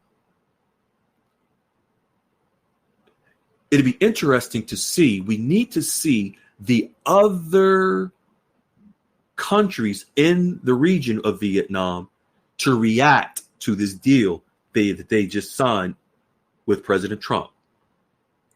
Goldilocks said the Asian countries, and we're going to touch that in a little bit, which are the other Asian countries in the region, like Indonesia, Malaysia, Philippines, so forth and so on. On Friday, 4th of July, we came across an article, exactly what Goldilocks said we needed to see. It was presented to us on Friday. I believe Goldilocks will write about that on Monday. This is in relation to this trade deal with Vietnam, and it affects other currencies. So now, market access. There's a difference between market access and Vietnam opening their markets. There's a difference between that and a market economy. See, folks, on Tuesday, July the 2nd, when President Trump announced this deal with Vietnam, Vietnam's prime minister asked President Trump to recognize Vietnam as a market economy. A market economy, folks, I'm going to just give it to you straight between your eyeballs. A market economy will force Vietnam into a full revaluation of their currency. Because what Vietnam has done traditionally, being that the US dollar, that they have depended on it, Vietnam has controlled the value of the Vietnamese dong because they haven't needed to use the Vietnamese dong in trade. They just use the US dollar. A full market economy, meaning that it's literally a designation whereby where the United States would designate them as a market economy. They can no longer control the rate of the Vietnamese dong. It's called a market economy because the global market will determine the value of the Vietnamese dong through supply and demand. Meaning that the Vietnamese dong will now be in a situation where it will flow freely in the international world so that the rate can begin to move up organically versus falsely controlled and manipulated by the Vietnamese government. Now, what Vietnam has done so far, as Trump has announced, giving the United States total access to their markets, and as he said, they have opened their markets to the United States. Let's say if there's 9 out of 10 things that Vietnam needs to do in order for the Vietnamese dong to fully be able to float on its own, they've done 9 out of 10. Wow. Just alone in allowing the United States to have full market access to the Vietnamese economy, to the Vietnamese markets. Goldilocks will share more on Monday. I'm not going to get ahead of what will be shared by Goldilocks, Oh crap. but but I'll say this: it's in writing that there is an expectation, and it's a quote, an expectation that the 20% tariff that Trump announced, there will be a change. And it's for the good. And it's for the good of those of us who have the dong as well. It's for the good for all of us who have, for all currencies, to be honest with you. This is because everything is connected to everything. So, with Vietnam opening their markets to the United States, they're inching closer to no longer depending on the U.S. government. In fact, now I think about it, just think. They've just given the United States total access to their economies, to their markets, I should say. That means come on in with your imports to the United States. Bring your manufacturing, United States. Bring your goods, bring your products into Vietnam. All that you want. You have total access. We will no longer. It's like if I think it's North Korea that is like you can't get into North Korea unless you. Well, no one really can get into. Trump did when he crossed the border, but it's his first term from South Korea to North Korea. But it's like Vietnam restricted the United States from being able to import goods into their country. That's for the last 50, 60 years. Restricted us. This is why Trump announced that SUVs, it might be, I don't know if it's going to be GMC, Chevy, whoever, whatever SUV, they'll be able to now ship SUVs into Vietnam from the United States. They're literally opening. They changed their constitution in order to allow the United States to come in. They've given the United States total market access. I'm going to repeat it again just so that you are aware. The expectation is because of this and this 20% tariff, the expectation is that currency movement is already beginning.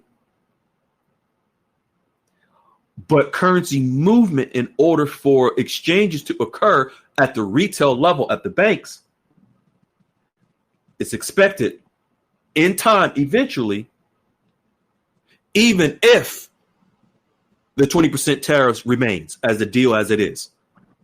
Did I make that clear, Peculiar Rant, or should I repeat that? You were pretty clear to me, but I think you should just repeat it one more time. Okay. The 20% tariff agreement that Trump just announced with Vietnam on July 2nd, that is enough for eventual rate movement in the Vietnamese dong. Eventually. I'm saying eventually because I know people think Freedom said now. No, I didn't. We have to allow these tariffs with other countries as well to all develop and play up because they're all connected to Vietnam and Vietnam's connect to all of them. But now I'll say this. If Trump decides to reduce the 20% tariff on Vietnam and lower it, the expectation is that whatever rate of the dong will be even higher eventually. Again, do not come to the room asking me about rates. No one knows those specifics of what those rates will be. But the mechanics of how they develop, we already know. It's been cleared by the Trump administration. It happens through tariffs, currency revaluation. Now, let's get into, we're almost done. According to these articles, if you don't mind, young lady, According to these articles, trade negotiations have been completed, but Scott Bessent, who went in on the second round of negotiations, has not had his say. Let me read that again. Go ahead. Go ahead. This According folks. Scott Bessent Mhm. is the Secretary of the United States Treasury. So go ahead. That's who that is. According to these articles, trade negotiations have been completed, but Scott Bessent, who went in on the second round of negotiations, has not had his say. As we have said before, he only goes into trading negotiations when new exchange rates are at play. Okay, pause 1 second, beloved. Scott Bessent, folks, is the Secretary Treasurer is the Secretary of the United States Treasury. What Goldilocks is saying is that when he gets involved, currency negotiations are at play. Scott Bessent, the Secretary of the United States Treasury, he's been at the table with Vietnam in the negotiations with the United States, and he's been at the table with the other countries and negotiating. Scott Bessent only gets involved, folks, when exchange rates are being discussed. I'm going to repeat that. The Secretary of the United States Treasury, Scott Bessent, gets involved with tariff and trade negotiations when exchange rates are involved. So what Goldilocks is saying is that Scott Bessent, who went in on the second round of negotiations, has not had his say, meaning Scott Bessent, there hasn't been public announcements of the details of Scott Bessent's involvement related to exchange rates. But the result of these negotiations, for example, that Trump announced the other day, Scott Bessent was a part of it, meaning to get Vietnam to the 20% to a 20% tariff negotiation agreement, 40% on transshipment, 0% tariff on all U.S. goods. Scott Bessent was right at the table and facilitated and led those negotiations. But there are other negotiations related specifically to currency exchange rates that was not openly publicized. Does that make sense, Kiran? It does. Okay. So, folks, again, I'll let Goldilocks share the rest. That just expect more information about Vietnam and what's in writing that we're aware of that will come in the next couple of days. Okay, go, young lady, you can continue. As Vietnam currently stands, they still need to have a strong enough currency that will enable them to pay for all of these new laws and deals that have surfaced. Okay, this is very important. 1 second, beloved. As Vietnam currently stands, they still need to have a strong enough currency that will enable them to pay for these tariffs that they've agreed to. That's what this is saying by Goldilocks. So the 20% tariffs, as Vietnam currently stands, they still need to have a strong enough Vietnamese dong that will pay for those 20% tariffs. Because as it stands now, they can't afford it at the rate that the Vietnamese dong is at right now. Mm-hmm. It'll make even more sense when you pay attention to what Goldilocks shares on Monday. Go, young lady. Oh, my goodness. As anyone knows in business, everything has a price, including exchange rates to support their new economy. Vietnam has free trade agreements with Russia, Europe, UK, and China. I suspect we are next. Boom. Vietnam has a free trade agreement with Russia, Europe, UK, and China. I suspect we are next. Folks, what is a free trade agreement? A free trade agreement, folks, is where two countries agree to do trade amongst each other with 0% tariffs on both sides of the aisle. Meaning, Vietnam has a free trade agreement with Russia. So that means that the goods, the imports and exports in and out of Russia to Vietnam, there's no tariffs between Russia and Vietnam. There's 0% tariffs between Europe and Vietnam. 0% tariffs between the UK, China, and Vietnam. That's called free trade, meaning there is not a cost to do trade with each other's countries. But right now, there's a 20% tariff with Vietnam and the United States. That's not a free trade agreement. Ungrateful. But yes, true, very true. But this 20% tariff is what Trump put on Vietnam, and the 40% on transshipment. Folks, what Trump is doing, this is masterful negotiations. Remember, Vietnam, in the prime minister, when he spoke to President Trump last Tuesday, and Peculiar Rand, do you remember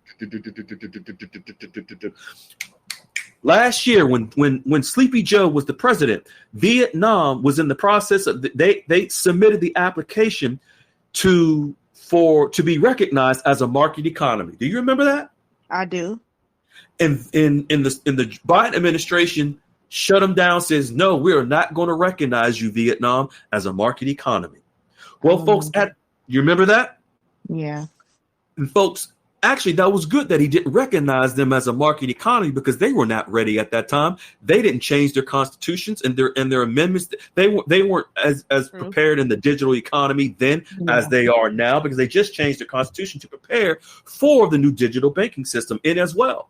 If the United States would have recognized Vietnam as a market economy in the fall of last year during the Biden administration,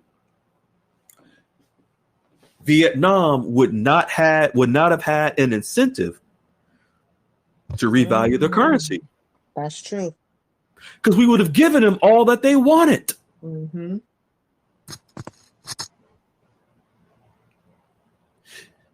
So, if we would have given if the Biden administration would have agreed to the designation of Vietnam to a market economy, meaning where the global market would determine the value of the Vietnamese dong,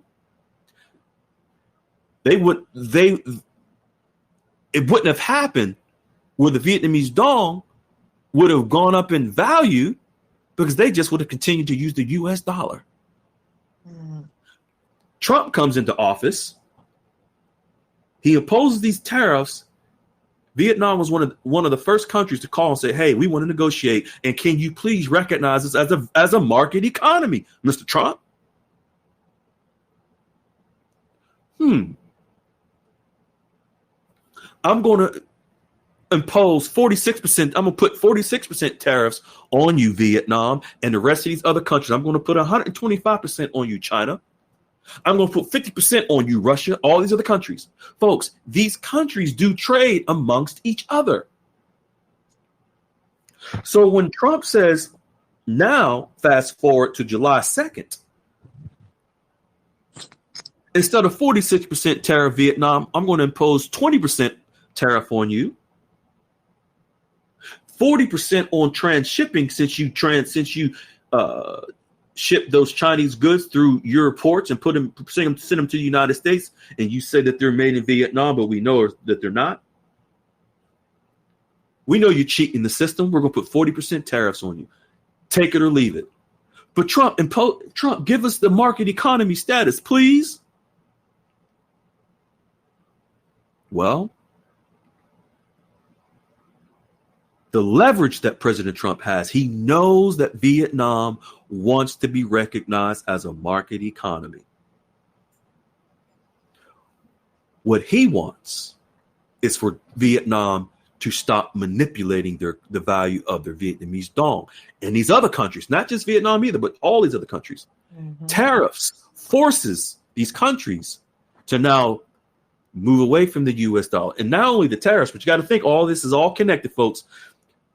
Basel III, gold into the global banking system where these countries and their central banks govern their currencies. They govern Vietnam, the central bank of Vietnam governs the Vietnamese dong. The Central Bank of Iraq governs the Iraqi dinar, so forth and so on with all these other countries and their currencies. What Trump is saying, going back to weakening the dollar, gold weakens the dollar, folks, Because gold is now replacing the US dollar as the world's reserve currency. Gold is replacing the US dollar as the world's reserve currency. So as gold replacing the US dollar as the world's reserve currency, these countries can no longer use the US dollar in all of their trade. It's a process. It's not going to be overnight where they're going to gradually cut from the umbilical cord away from Section 8. Mm-hmm. Gold is replacing the US dollar.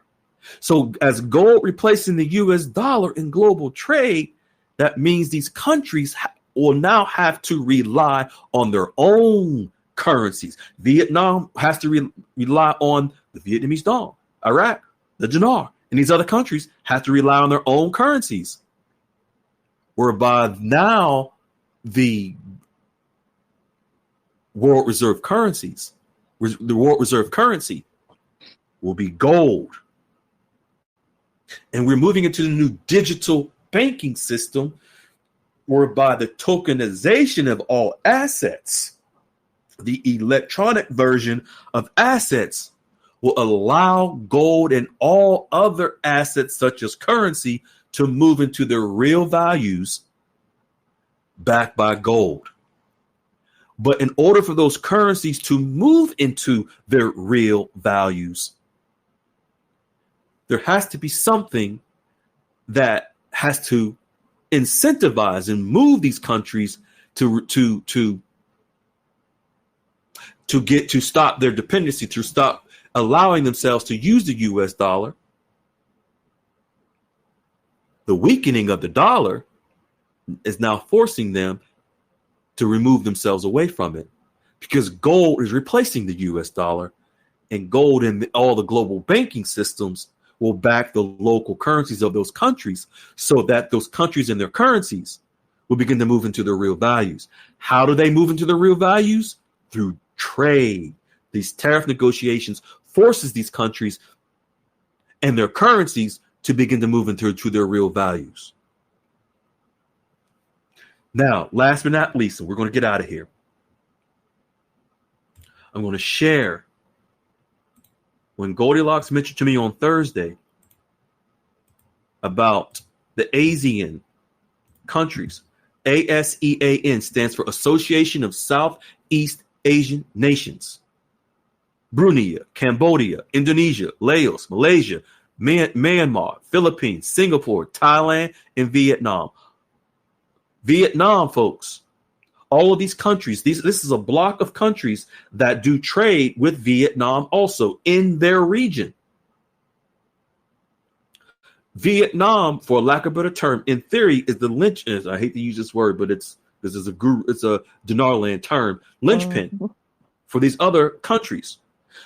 It's actually in writing, and we have it, that the rest of these countries were waiting to see the agreement with Vietnam before they finalize their trade negotiations and tariff agreements with the United States. Vietnam was the first to the table to negotiate. Vietnam rushed to the phone with Trump when he announced those tariffs. They blew his phone up, letting him know, yes, Vietnam. I remember now that I'm thinking about it, when he first announced the tariffs that will go into effect July 9th. He announced this 3 months ago. Vietnam called immediately and asked Trump to please come to the table and let them negotiate so that they don't receive the 46% tariff. And they offered up right there and then that they will put 0% on all the goods and tariffs to the United States coming into Vietnam. And please, President Trump, recognize us as a market economy. Biden administration didn't do it. We weren't ready, but we're ready now.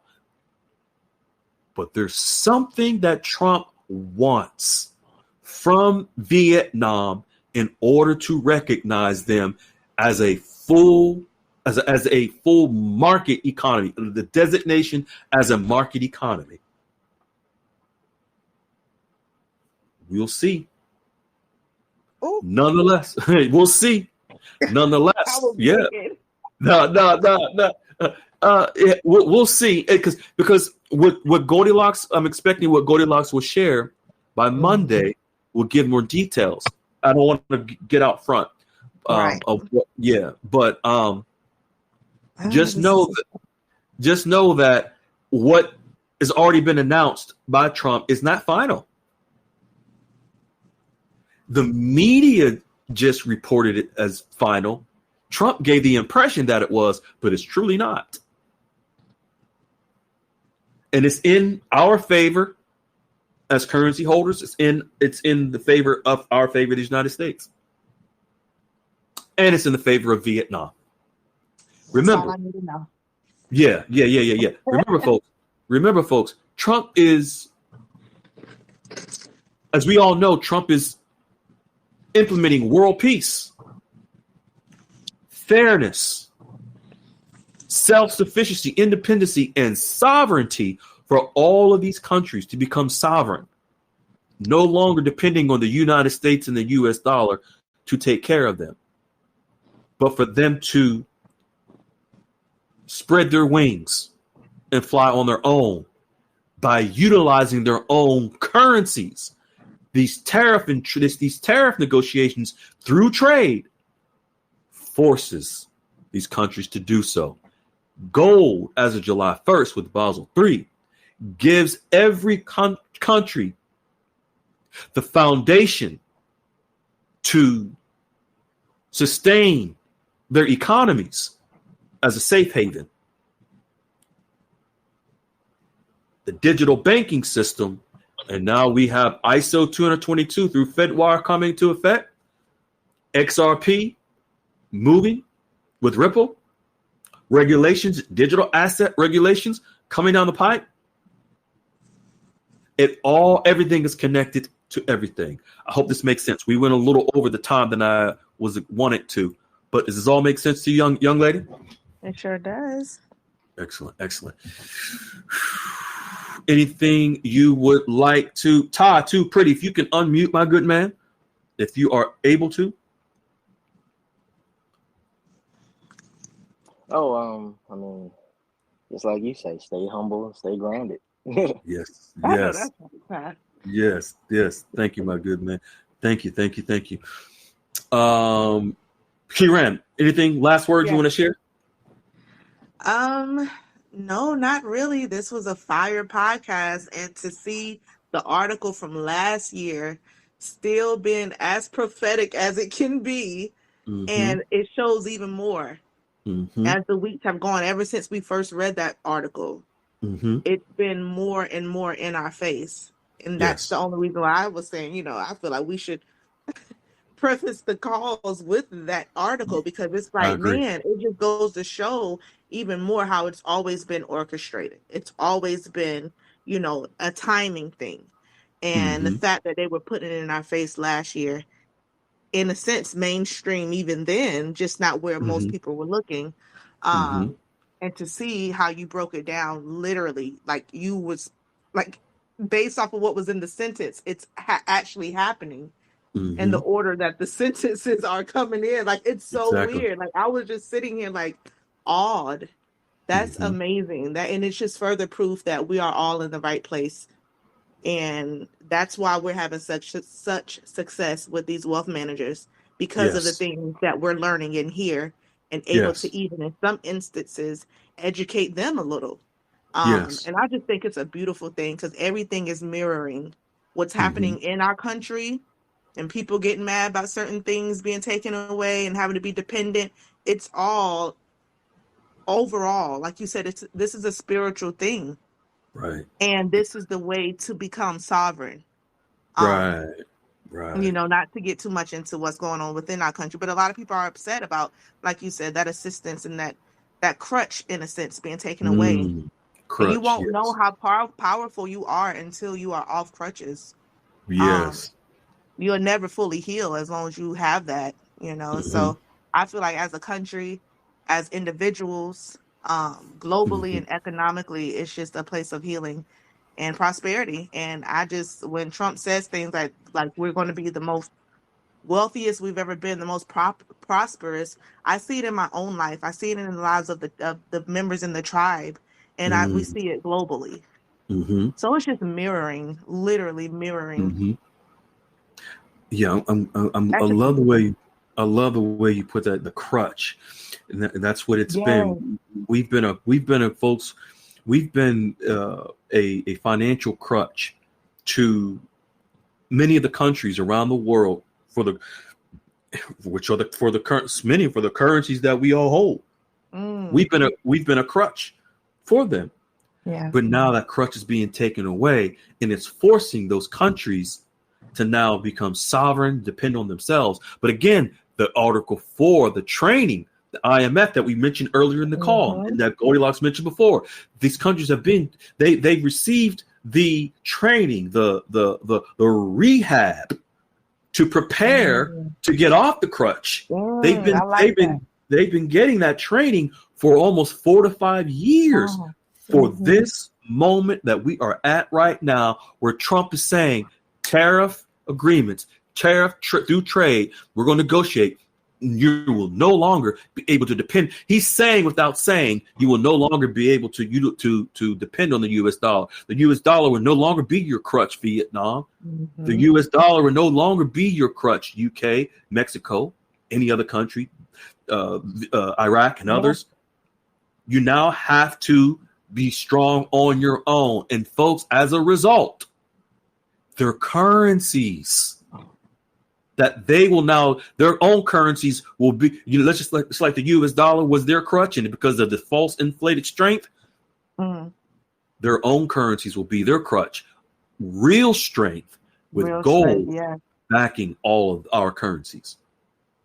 This is Wow. where the revaluation. See, and where Goldilocks mentioned earlier how with this specifically with emerging markets, there will be downward pressures on those current. I mean, they will go down. You won't see it. They will go down and then come back up.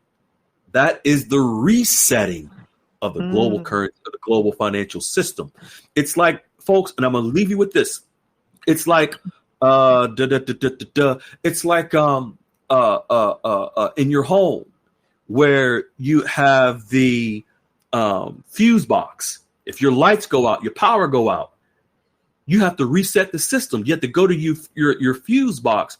You have to hit the switch, flip the switch, turn it off, and turn it back on. You're resetting the system Mm-hmm. in order to get your power back on. The tariffs create a system, a situation whereby Trump is taking everybody to the fuse box, making everyone reset their systems. Get off, turn the lights off, your Mm-hmm. power's off. We gotta flip the switch and reset the system. And when the system turns back on, the old system no longer exists. We reset the system. We're resetting into a new system, a new power source. Because the old power source of a fiat currency backed by nothing, it was too weak and too dependent on the US dollar. All right, beautiful folks. Our time is up. We appreciate you all. We love you all. Stay grounded, stay focused, stay engaged. Come into the room. Click the link at the top of the description for those on YouTube. Join the Goldilocks QFS Dialogues room. We will help you. Just like Kujaram said, this is why so many of our people are prepared. They got the knowledge to be able to be prepared to go in and intelligently communicate with these bankers. They have the knowledge. Mm-hmm. That's Goldilocks, Wiley, the tribe, and myself has been sharing. Everyone, have a good night. Great weekend. We love you. Appreciate you. Be well, be kind. Yeah. Bye. Ciao, ciao.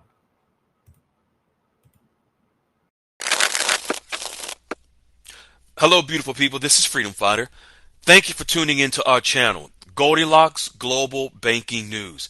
Everybody knows that Goldilocks is the #1 source for the RVGCR. People from around the world tune in to see what Goldilocks is sharing on the RVGCR. Don't miss your chance and get your latest updates every day. So like, share, and subscribe to this channel to get your daily podcast from the Goldilocks articles on the RVGCR. Brought to you by Freedom Fighter.